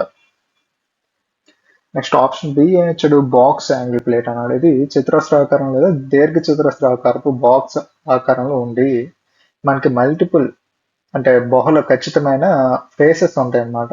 ఓకే, సో ప్రెషర్స్ అవి ఉంటాయి. ఆ ఫేసెస్ ను కలిగి ఉండడం వల్ల ఇది సెటప్ అనేది పాడు చేయకుండా లేఅవుట్ పనుల కోసం వర్క్ పీస్ ను అనేక వైపులు తిప్పడానికి మనకి ఫీజిబిలిటీ అనేది ఉంటుందన్నమాట. ఓకే, సో కానీ ఇది ఒక ప్రత్యేకమైన పరికరం. Okay, next adjustable angle plate అన్నది దీన్నే మనం స్వివెల్ టైప్ యాంగిల్ ప్లేట్ అని కూడా పిలుస్తాం. ఇది గ్రాడ్యుయేటెడ్ మార్కింగ్ ఉపయోగించి రెండు ఉపరితలాలను వివిధ కోణాల్లో సెట్ చేయడానికి అనుమతిస్తుంది అనమాట. ఓకే, సో దీన్ని రోజువారీ సాధారణ పనుల కోసం కాకుండా ప్రత్యేకమైన యాంగులర్ మెషినింగ్ కోసం ఉపయోగిస్తారు. సో మనకి ఇచ్చాడు most commonly used in work shops అనగా solid angle plate is the right answer. Okay, which of the following is used for checking the level of machine from sea level అన్నాడు. So that is spirit level. Okay, so యంత్రాలు సరిగ్గా పనిచేయాలి అంటే అవి ఖచ్చితమైన సమాంతర స్థితిలో ఉండాలన్నమాట, అంటే ఒక లెవెల్లో ఉండాలి. ఓకే, సో అందులో ఇక్కడ ఆప్షన్స్ ఇచ్చాడు, క్రో బార్ అన్నాడు. ఇది బరువైన వస్తువులను ఎత్తడానికి లేదా కదిలించడానికి ఉపయోగించే ఒక సాధనం, జస్ట్ లైక్ లివర్ లాగా. ఓకే, సో దీనికి లెవెలింగ్ కి సంబంధం లేదు. నెక్స్ట్ డిఫరెన్షియల్ క్రేన్ అన్నాడు. ఇది బరువైన వస్తువులను ఎత్తడానికి ఉపయోగించే ఒక రకమైన క్రేన్. దీనికి లెవెలింగ్ కి సంబంధం లేదు కదా. నెక్స్ట్ స్పిరిట్ లెవెల్ అనేది రైట్ ఆన్సర్ కదా. ఒక ఉపరితలం మనకి హారిజాంటల్ లెవెల్లో సమాంతరంగా ఉందో లేదో తనిఖీ చేయడానికి దీన్ని ఉపయోగిస్తారు అనమాట. ఇందులో ఒక గొట్టంలో లిక్విడ్ మరియు ఎయిర్ బబుల్ అనేది ఉంటాయి. సో బుడగ అనేది మధ్యలోకి ఉంటే ఆ ఉపరితలం సమాంతరంగా ఉన్నట్లు అర్థం అనమాట. ఓకే, చాలా వరకు చూసే ఉంటారు కదా. Next plum Bob. Plum bob అనేది వెర్టికల్ లైన్స్, అంటే ఇది ఒక వెర్టికల్ లైన్ తనిఖీ చేయడానికి, అంటే వెర్టికల్ గా ఉన్నాయో లేదో మనకి గోడలు కట్టేటప్పుడు తాపి మేస్త్రీలు ఎక్కువ యూజ్ చేస్తారు ప్లమ్ బాబ్ ని, అంటే అది గోడ అనేది వెర్టికల్ గా ఉందా లేదా అనేది. రైట్, సో చాలా సార్లు అబ్జర్వ్ చేసి ఉంటారు కదా, అది ప్లమ్ బాబ్ అనమాట. ఓకే, సో ఇది నిలువు స్థాయిని తెలుసుకోవడానికి తప్ప హారిజాంటల్ లెవెల్ ని తెలుసుకోవడం కోసం కాదు. ఓకే, సో వెర్టికల్ లైన్ కోసం యూజ్ చేస్తారు ప్లమ్ బాబ్ అనేది. Okay, which of the following assignment is not correctly matched. Not అన్నాడు, గుర్తుంచుకోవాలి. ఓకే, సో వర్క్ జౌల్ ఇది రైట్. వర్క్ ని జౌల్స్ లో మెజర్ చేస్తాం. Force newtons, mass kilograms. Next pressure dyne అన్నాడు, ఇది రైట్ రాంగ్ అనమాట. Okay, right related to the question. Okay, so option D. Okay, not అన్నాడు కనుక option D is the right answer for this question. Okay, so pressure కి Pascal's అనమాట SI unit లో. Okay, so dyne అనేది CGS పద్ధతిలో మనకి force కి వాడే ప్రమాణం, మన ప్రెజర్ కి కాదు. ఓకే, సో ప్రెజర్ కి అంటే పాస్కల్ కదా. Okay, the instrument used for measuring air pressure is called, so that is barometer. Option B. Okay, so వివిధ రకాల భౌతిక రాశులు మనం వేరు పరికరాలతో కొలుస్తాం కదా. సో ఫస్ట్ ఇక్కడ యానమోమీటర్ ఇచ్చాడు. యానమోమీటర్ అంటే ఇది గాలి యొక్క వేగాన్ని, అంటే విండ్ స్పీడ్ కొలవడానికి యూజ్ చేస్తాం అన్నమాట. ఓకే, నెక్స్ట్ బారోమీటర్ అంటే related to the question. Okay, so atmospheric లేదా ఎయిర్ ప్రెషర్ అనుకోవచ్చు.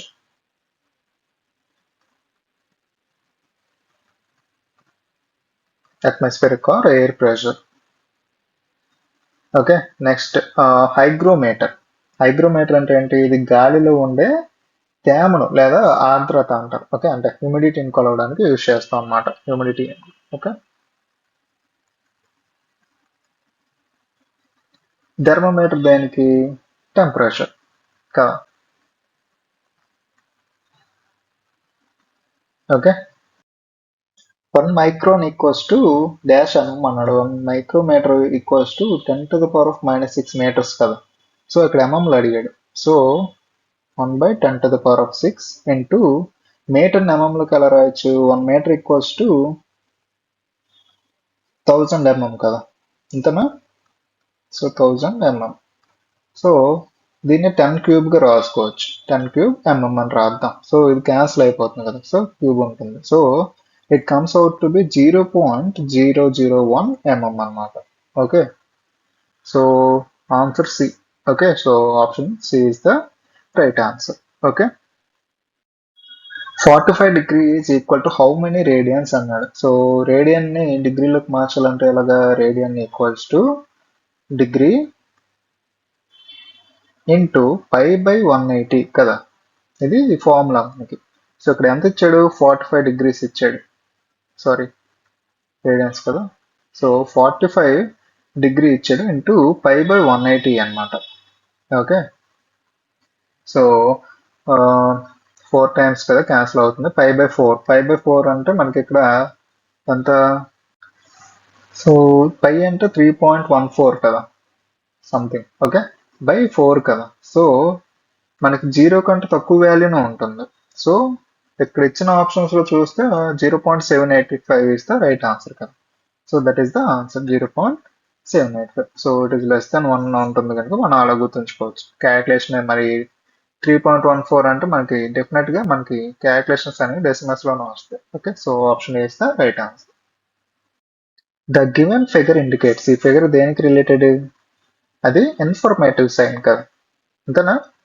సో ఒక్కొక్క దాని గురించి చూద్దాం. మ్యాండేటరీ సైన్ అంటే మనకి జనరల్ గా పారిశ్రామిక భద్రత అంటే ఇండస్ట్రియల్ సేఫ్టీ, అలాగే ట్రాఫిక్ నియమాల్లో మనం చిహ్నాలు వివిధ రంగులు మరియు ఆకారాలను కలిగి ఉంటే మనం అబ్జర్వ్ చేసి ఉంటాం. ఓకే, సో మ్యాండేటరీ సైన్స్కి వచ్చేటప్పటికి ఇవి సాధారణంగా నీల రంగు వృత్తాకారంలో ఉండి తెలుపు రంగు గుర్తులు కలిగి ఉంటాయి అనమాట.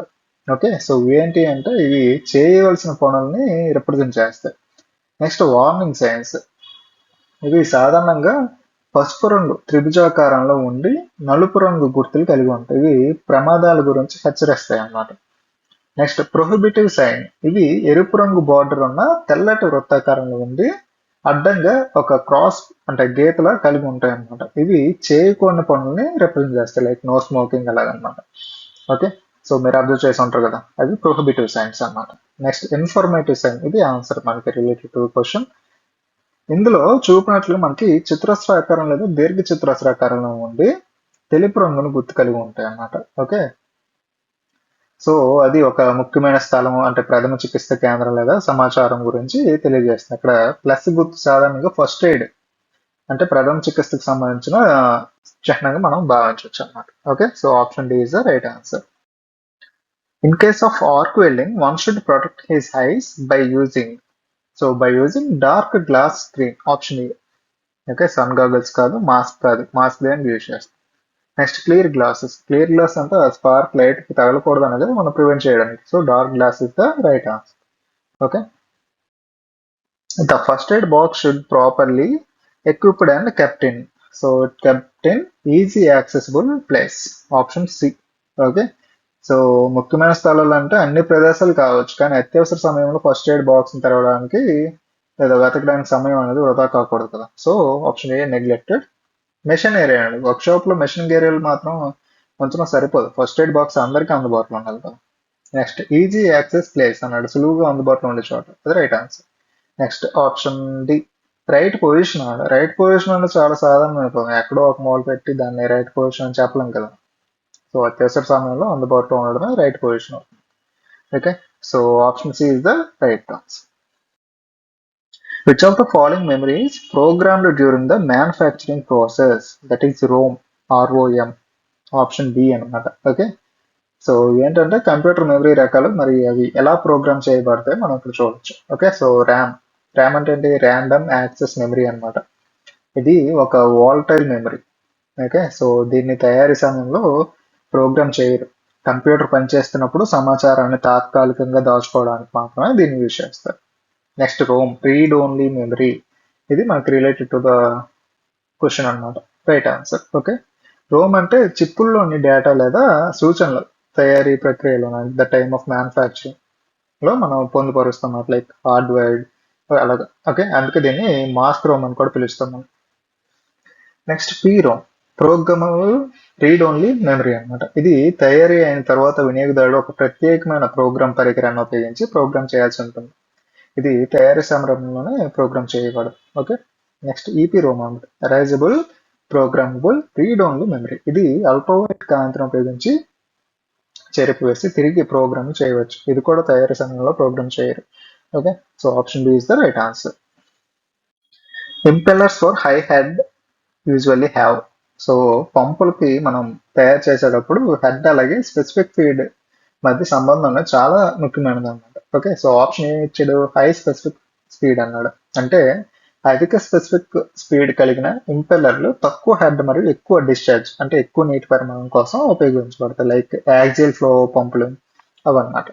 నెక్స్ట్ మీడియం స్పెసిఫిక్ స్పీడ్ అన్నాడు. అంటే ఇవి మధ్యస్థ హెడ్ అలాగే మరియు మధ్యస్థ డిశ్చార్జ్ కోసం ఉపయోగించబడతాయి. లైక్ మిక్స్డ్ ఫ్లో కోసం యూజ్ చేస్తాం అన్నమాట పంపులు. ఓకే. నెక్స్ట్ లో స్పెసిఫిక్ స్పీడ్ అన్నమాట. ఇది కొంచెం రిలేటెడ్. ఓకే. హై హెడ్ అన్నాడు. ఓకే. సో ఇది రైట్ ఆన్సర్. అంటే తక్కువ స్పెసిఫిక్ స్పీడ్ కలిగిన ఇంపెల్లర్లు హై ప్రెషర్ మరియు తక్కువ డిశ్చార్జ్ అవసరమయ్యే చోట ఉపయోగించబడతాయి. Okay. Like radial flow, centrifugal పంపులు అలాగనమాట. Okay. Next variable specific speed అన్నమాట. స్పెసిఫిక్ స్పీడ్ అనేది మనకి పంపు యొక్క నిర్దిష్ట డిజైన్ పారామీటర్ అన్నమాట. అది ఆపరేషన్ సమయంలో మారుతూ ఉండదు. Okay. So option C is the right answer. Care and maintenance of machine having sudden defect known as maintenance. అంటే sudden defect having sudden defect అంటే యంత్రాల నిర్వహణలో మనకి వివిధ రకాలు ఉంటాయి. Like preventive, breakdown, routine. Okay. So ఇలాగా. Okay. So preventive అంటే యంత్రం పాడవకుండా ఉండడానికి ముందుగానే చేసే జాగ్రత్తలు అనమాట. మరి లైక్ ఇన్స్పెక్షన్స్ ఇలాంటివి అన్నమాట. ఇవన్నీ మనకి ప్రివెంటివ్ మెయింటెనెన్స్ లోకి వస్తాయి. ఓకే. సో ఇది అకస్మాత్తుగా వచ్చి లోపల నివారించడానికి ఉద్దేశించబడింది కాదు. బ్రేక్ డౌన్ మెయింటెనెన్స్ అనేది రైట్ ఆన్సర్ అన్నమాట. Option B. Okay. So break down maintenance అంటే యంత్రం పూర్తిగా పనిచేయడం ఆగిపోయినప్పుడు లేదా అకస్మాత్తుగా మనకి లోపం ఏర్పడినప్పుడు చేసే మరమ్మతులకి మనం బ్రేక్ డౌన్ మెయింటెనెన్స్ అంటారు. రీసెంట్ గానే మనం క్లాస్ చేసాం కదా. ఓకే. నెక్స్ట్ రొటీన్ మెయింటెనెన్స్ రోజువారీగా లేదా క్రమ పద్ధతిలో యంత్రాలను చేసే సాధారణ శుభ్రత, ఆయిలింగ్ వంటి పనులను రొటీన్ మెయింటెనెన్స్ అంటాం. Okay. So all of these అన్నాడు. ఇది రైట్ కదా. ఎందుకంటే పైన పేర్కొన్నవి మిగిలిన రెండు రకాలు ప్రివెంటివ్ అండ్ రొటీన్ యంత్రాలు ఆగిపోక ముందు చేసేవి అనమాట. Okay. Option B is the right answer. Trending engine too hot will results in. Engine వేడెక్కడం వల్ల కంబషన్ ఛాంబర్లో అసాధారణ పరిస్థితులు ఏర్పడతాయి కదా. ఏంటి అని అడుగుతున్నాడు. సో ఫస్ట్ ఆప్షన్ ఇచ్చాడు, ప్రీ ఇగ్నిషన్ ఇచ్చాడు. స్పార్క్ ప్లగ్ వల్ల చిన్న స్పార్క్ ఏర్పడుతుంది, అంటే చిన్న నిప్పు రవ్వ అనేది ఉంటుంది కదా. సో అది రాకముందే కంబషన్ ఛాంబర్ లో అధిక వేడి వల్ల ఫ్యూయిల్ అనేది మారడం ప్రారంభం అవుతుంది. దీన్ని ప్రీ ఇగ్నిషన్ అంటాం. ఓకే. Next detonation. ఇది ఒక విధమైన అసాధారణమైన ప్రక్రియ. ఓకే. సో దీనివల్ల సిలిండర్లో ఒక్కసారిగా విపరీతమైన ప్రెషర్ అలాగే ఉష్ణోగ్రత అనేది పెరుగుతాయి అనమాట. ఇంజిన్ ఓవర్ హీట్ అవ్వడం దీనికి ఒక ప్రధాన కారణం. ఓకే. Next knocking. డిటోనేషన్ లేదా ప్రీ ఇగ్నిషన్ కారణంగా సిలిండర్ గోడలపై ఒత్తిడి కలిగి మనకి శబ్దాలు రావడం అనేది జరుగుతుంది అనమాట. దీన్ని నాకింగ్ అని అంటాం. Okay. So all are correct. Option D is the right answer. Okay. So ఇవన్నీ మనకి అసాధారణ పరిస్థితులు. Okay. Which is not a component of starting system of automobile. Automobile starting system ప్రధానంగా ఎలక్ట్రిక్ మోటార్ అంటే స్టార్టర్ మోటార్ ద్వారా engine తిప్పడానికి ఉపయోగపడుతుంది. మిగిలిన ఆప్షన్ చూస్తే సాలినాయిడ్ అన్నాడు. ఇది స్టార్టర్ మోటార్ను బ్యాటరీకి కనెక్ట్ చేయడానికి మరియు డ్రైవ్ పినియన్ ను ఇంజిన్ ఫ్లైవీల్ లోకి నెట్టడానికి ఉపయోగించే ఒక ఎలక్ట్రోమాగ్నెటిక్ స్విచ్ అన్నమాట. ఓకే. సో ఇది స్టార్టింగ్ సిస్టమ్ ఒక భాగమే. నెక్స్ట్ ఆర్మేచర్ అన్నాడు. ఇది స్టార్టర్ మోటార్ లోపల తిరిగే రొటేటింగ్ పార్ట్. దీని ద్వారానే మోటార్కి అవసరమైన టార్క్ అనేది అందుతుంది. ఇది కూడా స్టార్టింగ్ సిస్టమ్ లో భాగమే కదా. నెక్స్ట్ క్రాంక్ పిన్ అన్నాడు. ఓకే. సో ఇక్కడ నాట్ అన్నాడు ఇది రైట్ ఆన్సర్ అన్నమాట. ఓకే. సో క్రాంక్ పిన్ అనేది ఇంజిన్ యొక్క క్రాంక్ షాఫ్ట్ అసెంబ్లీలో ఉండే భాగం. ఇది కనెక్టింగ్ రాడ్ ను క్రాంక్ షాఫ్ట్ ను కలుపుతుంది అనమాట. ఓకే. సో దీనికి స్టార్టింగ్ సిస్టమ్ కి ఎటువంటి సంబంధం లేదు కదా. So that is the right answer. Remaining ఏంటి, బ్రష్ క్యారియర్ అన్నాడు. ఇది స్టార్టర్ మోటార్లోని బ్రష్లను పట్టుకొని ఆర్మేచర్ కు విద్యుత్ సరఫరాను అందించడానికి సహాయపడుతుంది అనమాట. ఓకే. ఇది కూడా స్టార్టింగ్ సిస్టమ్ లో భాగం. So option C right answer for this question. The advantage of integral frame chassis అన్నాడు. Okay. So integral frame chassis దీన్నే మనం ఏమంటాం, యూనిబాడీ are monocoque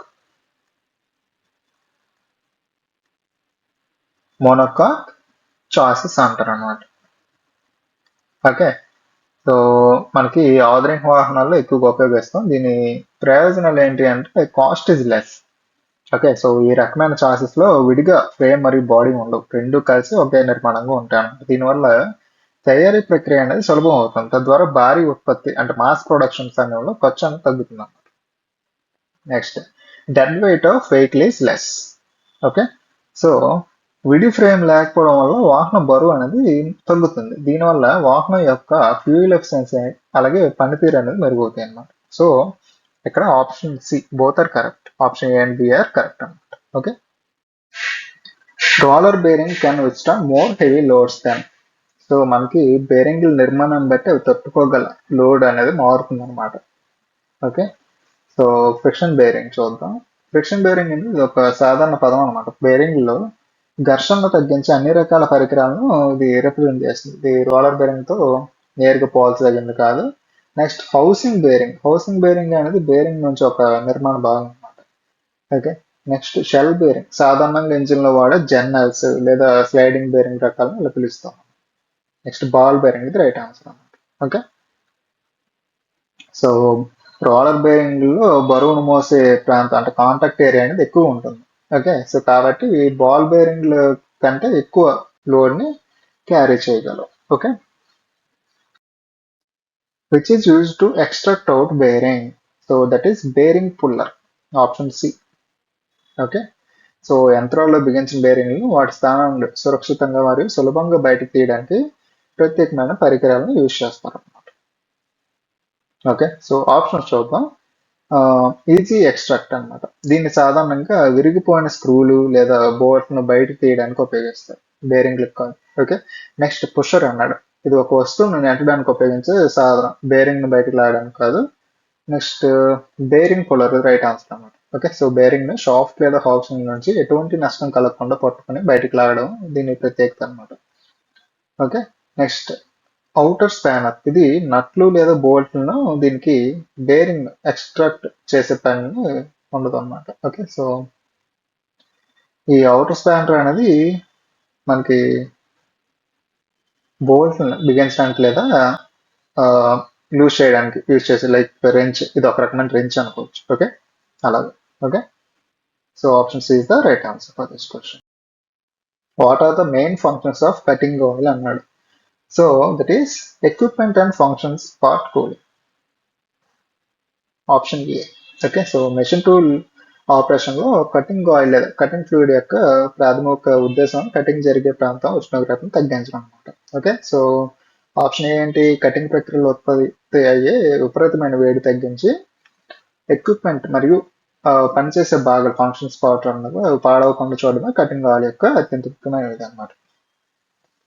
బిఎంహెచ్డ్ cleaning and lubrication. Cutting oil lubrication అందిస్తుంది మరియు కటింగ్ ఏరియాను శుభ్రపరుస్తుంది, కానీ కూలింగ్ అనేది దీని ప్రధాన లక్ష్యం అన్నమాట. Okay,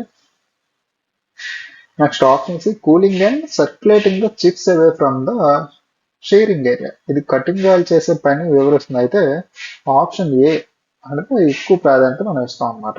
okay, simplifying chip removal and lubrication. ఇది కూడా కటింగ్ ఆయిల్ యొక్క ఇతర ఉపయోగాలు, కానీ కూలింగ్ అంటే ఉష్ణోగ్రత నియంత్రణ అన్నిటికన్నా మనకి ప్రాధాన్యత కలిగింది అనమాట. So option A is the right answer. Which cutting oil is used for stainless steel cutting? So that is sulfur-based mineral oil. Option C. Okay, so stainless steel అనేది కఠినమైన పదార్థం కదా, కాబట్టి దీన్ని కటింగ్ చేసేటప్పుడు అధిక ఒత్తిడి మరియు ఉష్ణోగ్రత ఉత్పన్నం అవుతుంది అనమాట. అందువల్ల సరైన లూబ్రికేషన్ అందించే ఆయిల్ అనేది అవసరం. ఓకే, సో గ్రీజ్ ఏంటి?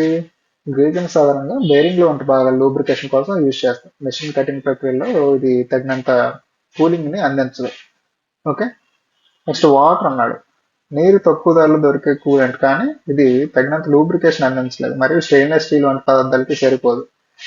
Okay, so sulphur based mineral oil అంటే ఇది స్టెయిన్లెస్ స్టీల్ కటింగ్ సమయంలో ఫ్రిక్షన్ తగ్గించడానికి మరియు టూల్ అరిగిపోకుండా ఉండడానికి సల్ఫర్ కలిగిన మినరల్ ఆయిల్ అద్భుతంగా పనిచేస్తుంది అనమాట. ఓకే, సో ఇవి హై ప్రెషర్ ని తట్టుకోగలవు.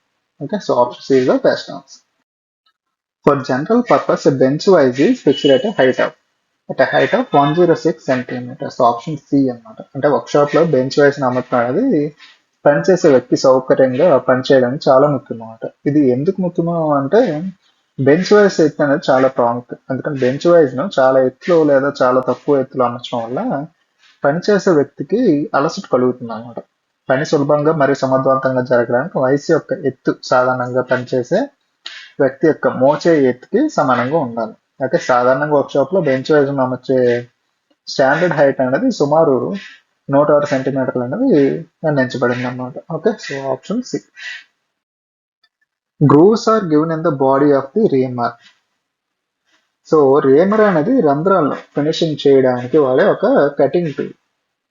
ఓకే, సో దానికి గ్రూవ్స్ లేదా ఫ్లూట్స్ ఉండడానికి ప్రధాన కారణాలు ఏంటి అంటే ఆప్షన్స్ చూద్దాం.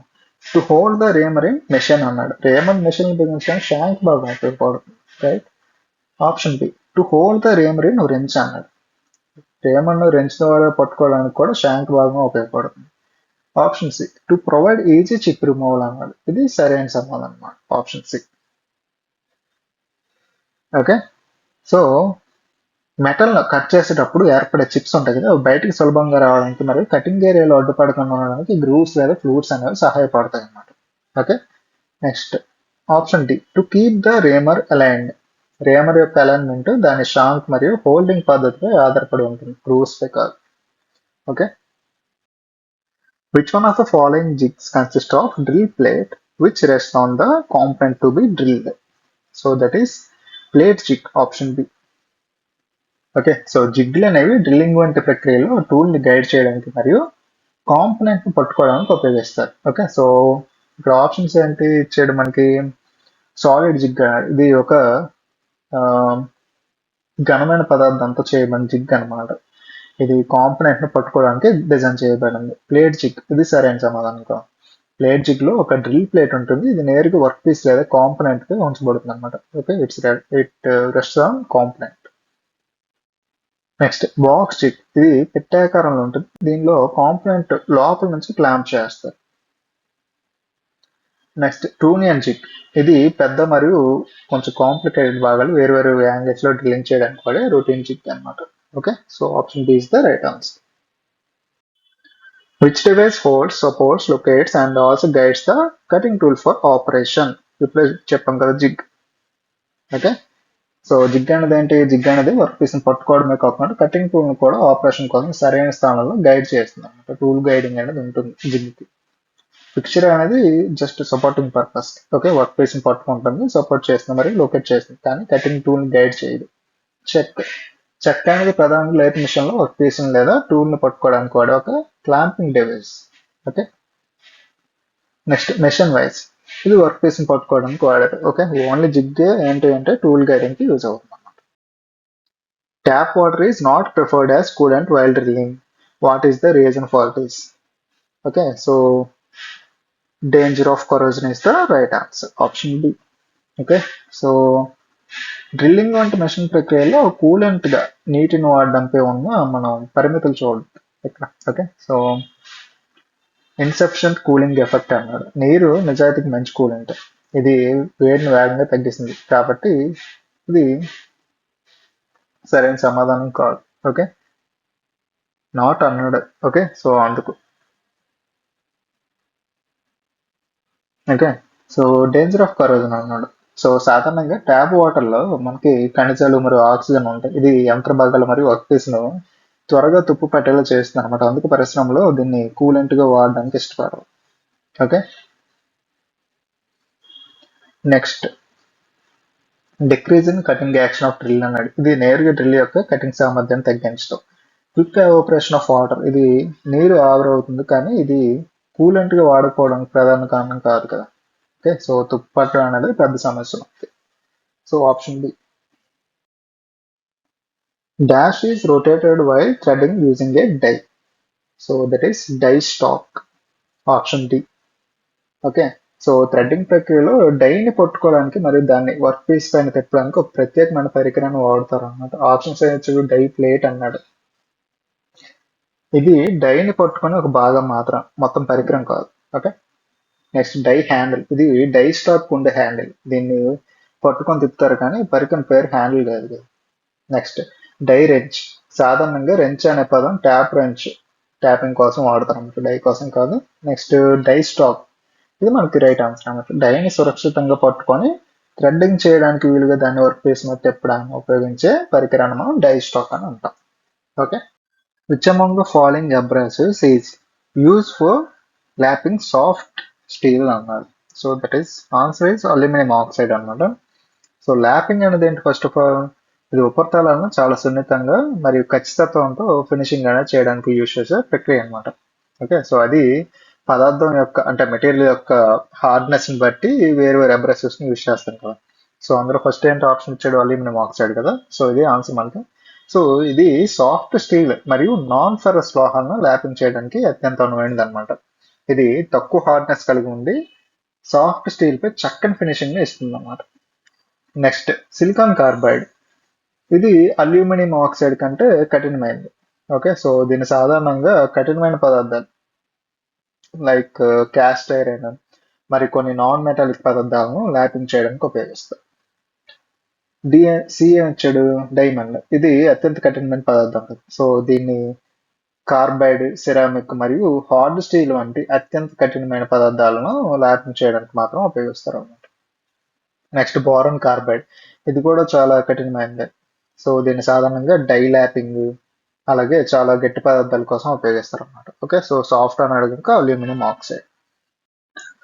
అబ్రేడింగ్ process by finishing of round holes carried out using bond abrasive stone is called. Abrading అంటే is nothing but manufacturing and industrial process.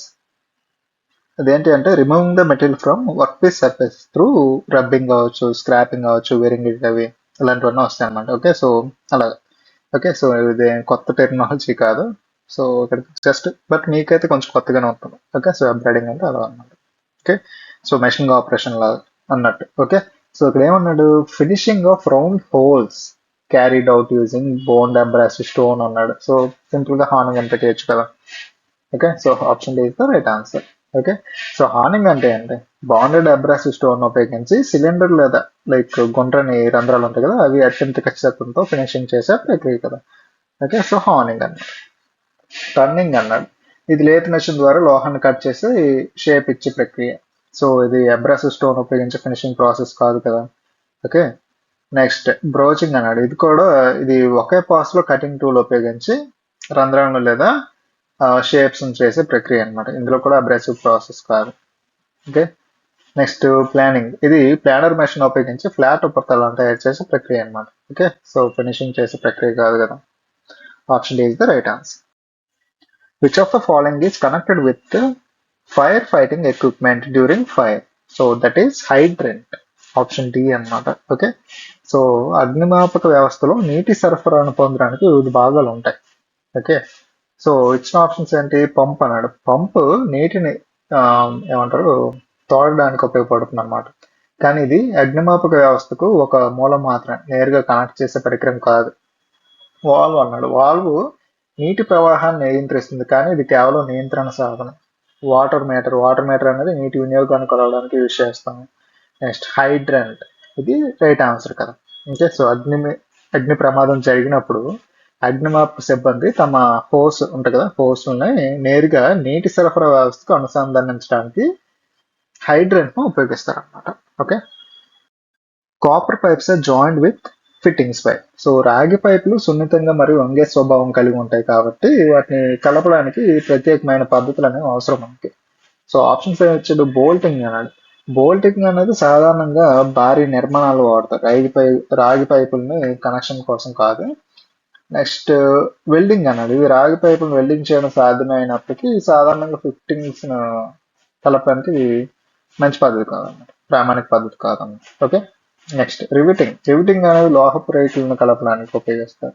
Pipe leakage నివారించి connection కి సరిపోదు. Next flare fitting. This is the right answer. Option D అన్నమాట.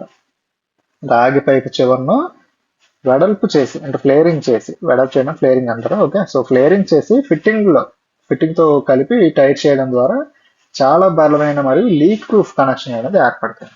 So flare fitting అంటే అది. Okay, what is hold called which is drill to A specific depth rather than to the full depth? అంటే ఒక work piece తీసుకుంటే దాంట్లో full depth చేస్తే ఏమంటుంది? దాన్ని త్రూ హోల్ అంటాం. అదే ఫుల్ గా అంటే కనిపించకుండా ఇలా చేస్తే దీన్ని బ్లైండ్ హోల్ అంటాం అన్నమాట. Okay, so option D is the right answer. Okay, so drilling చేసేటప్పుడు రంధ్రం యొక్క స్వభావాన్ని బట్టి వాటిని డిఫరెంట్ పిలుస్తాం అనమాట. సో ఆప్షన్స్ ఏమొచ్చాడు, త్రూ హోల్. త్రూ హోల్ అంటే ఇది వర్క్ పీస్ యొక్క వైపు నుండి మొదలై, అంటే ఒకవైపు నుండి మొదలై మరొక వైపుకు పూర్తిగా వెళ్ళే హోల్ అనమాట రంధ్రం. ఓకే, బ్లైండ్ హోల్ ఇది related to the question right answer అనమాట. ఇది వర్క్ పీస్ లోపల ఒక సర్టెన్ హైట్ లోపల వర్క్ మాత్రమే డ్రిల్ చేయబడుతుంది, అంటే ఇది అవతల వైపు కనబడదు. ఓకే, సో బ్లైండ్ హోల్ అంటారు దానికి అందుకే. నెక్స్ట్ కోర్ హోల్, ఇది ఒక నిర్దిష్టమైన పరిమాణంలో డ్రిల్ చేయబడిన రంధ్రం అనమాట.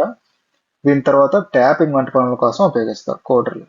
ఓకే, నెక్స్ట్ పిన్ హోల్, ఇది చాలా చిన్న పరిమాణం ఉండే రంధ్రం అనమాట. దీన్ని పిన్లను అమర్చడానికి ఉపయోగిస్తారు. Okay, drill chuck is used to hold. It is used to hold a straight shank drill. Option A. Okay, so drilling machine లో డ్రిల్ బిట్ ని పట్టుకోవడానికి వాటి షాంక్ రకాన్ని బట్టి వేరు హాల్లను ఉపయోగిస్తారు అనమాట. ఓకే, సో ఇక్కడ ఆప్షన్ ఏ వచ్చాడు, స్ట్రైట్ షాంక్ డ్రిల్ అని అడుగుతారు. సో స్ట్రైట్ షాంక్ కలిగిన డ్రిల్ బిట్ ను ఉపయోగించడానికి డ్రిల్ చెక్ ను ఉపయోగిస్తారు అనమాట. ఇందులో 3 జాస్ ఉంటాయి, ఇవి డ్రిల్ బిట్ ను గట్టిగా పట్టుకుని ఉంటాయి అనమాట. Okay, next taper shank. Taper shank కలిగిన డ్రిల్ బిట్లను నేరుగా డ్రిల్లింగ్ మెషిన్ యొక్క స్పిండిల్ లేదా డ్రిల్ సాకెట్ లేదా స్లీవ్ ద్వారా అమర్చుతారు అనమాట. వీటిని పట్టుకోవడానికి డ్రిల్ చెక్ ఉపయోగించడం. Okay, next arbor and arbor అనేది మిల్లింగ్ కట్టర్లు లేదా ఇతర పరికరాలను పట్టుకోవడానికి వాడే పరికరం. Drill socket. డ్రిల్ సాకెట్ అనేది ట్యాపర్ షాంక్ డ్రిల్ బిట్లను మెషిన్ స్పిండిల్ అమర్చడానికి సహాయపడే ఒక అడాప్టర్ అనమాట. Okay, so option A is the right answer. Which is the diameter of drill letter size A అన్నాడు. అంటే మనకి in general letter drill size index ఉంటుంది కదా, అందులో ఏ అనేది స్మాలెస్ట్ అనమాట, జెడ్ అనేది big.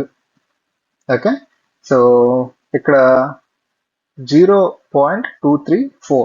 Okay, so option C is right answer. Option C is the right answer అనమాట. ఓకే, సో రిమైనింగ్ అన్ని రాంగ్.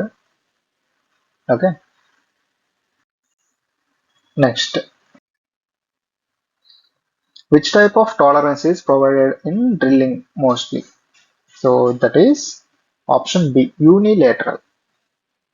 ఓకే, సో టాలరెన్స్ అనేది ఒక పార్ట్ యొక్క పరిమాణంలో ఉండాల్సిన, అంటే అనుమతించదగిన వ్యత్యాసం అనమాట. ఓకే, సో ఇక్కడ ఏమి ఇచ్చాడు, ఆప్షన్ బి యూనిలేటరల్. ఇది related to question right answer అని చెప్పుకున్నాం కదా. డ్రిల్లింగ్ లో రంధ్రం యొక్క వ్యాసం ఎప్పుడు నిర్ణీత సైజ్ కంటే తక్కువగా ఉండకూడదు అనమాట, కేవలం ఎక్కువగా మాత్రం ఉండొచ్చు, అంటే ప్లస్ టాలరెన్స్ మాత్రం ఉంటుంది.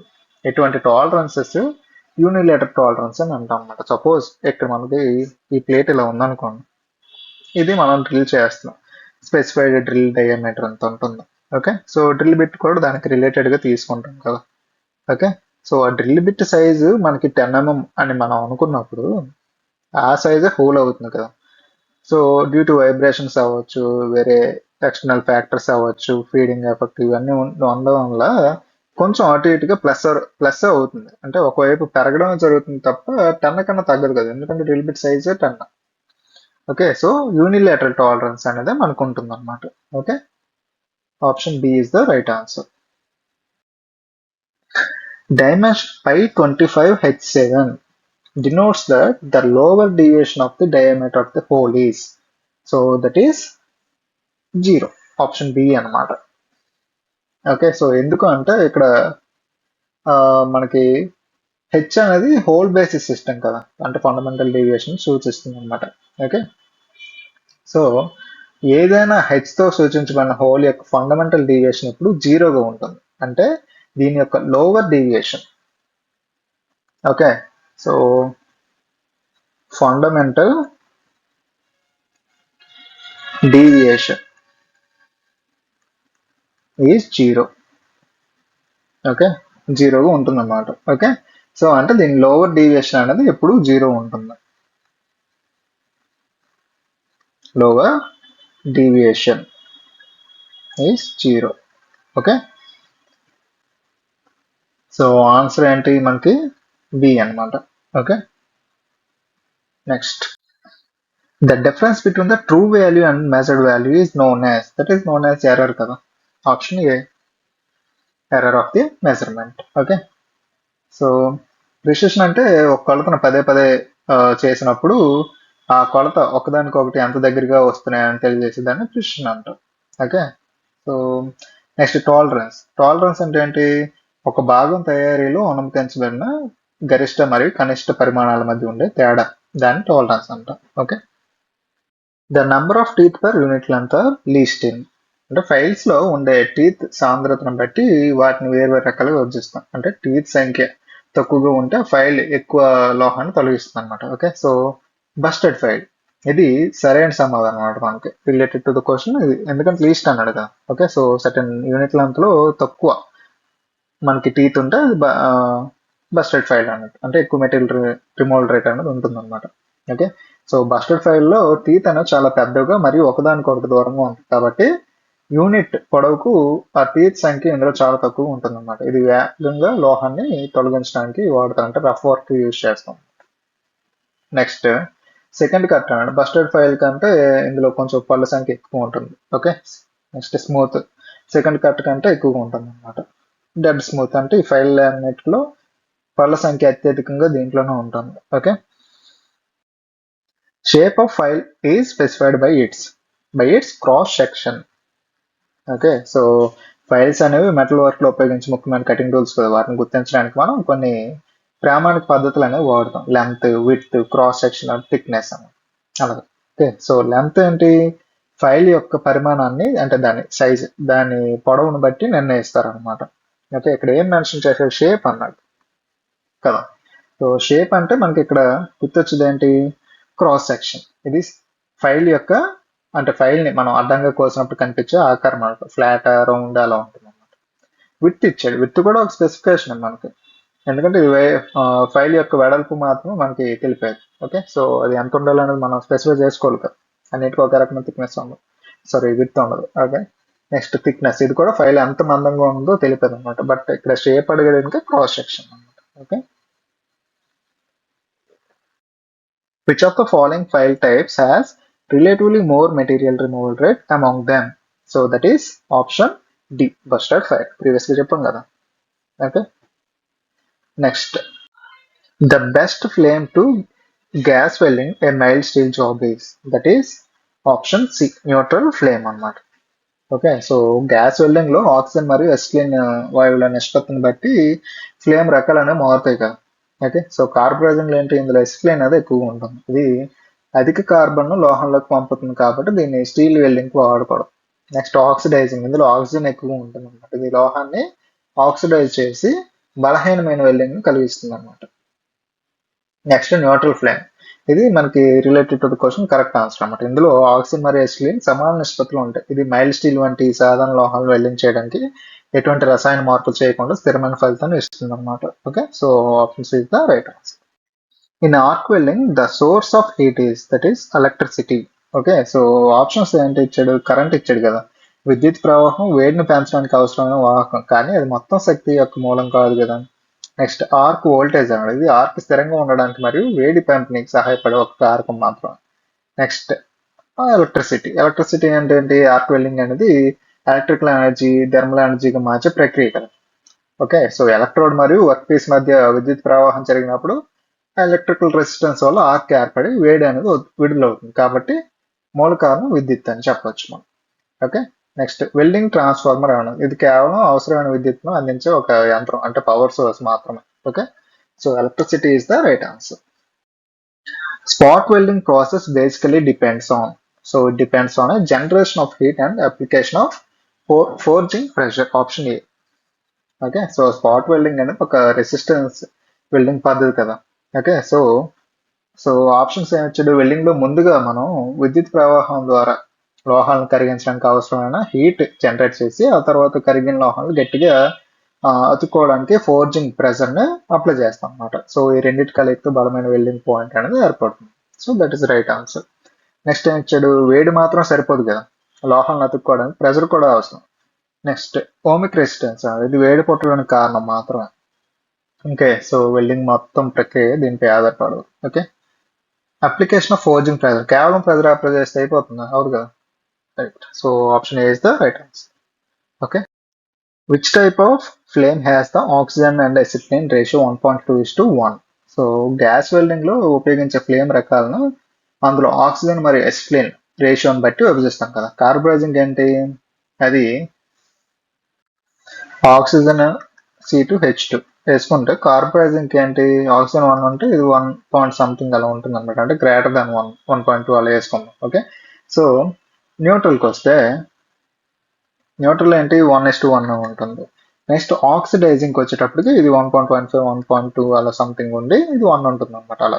ఓకే, సో ఇక్కడ ఏమి ఇచ్చాడు 1.2:1 అన్నాడు. So that is related to the oxidising flame, అంటే ఆక్సిజన్ సప్లై ఎక్కువ ఉంటుంది, C2H2 అనేది తక్కువ ఉంటుంది అనమాట. Okay, so option D is the right answer for this question. Okay, so టోటల్గా మనం 7 ప్రాక్టీస్ సెట్స్ అనేవి డిస్కస్ చేసాం కదా. సో నార్మల్గా 7 వరకు మనకి ఆన్సర్స్ అనేవి అవైలబిలిటీ అనేది టెలిగ్రామ్ ఛానల్లో ఉంటాయి.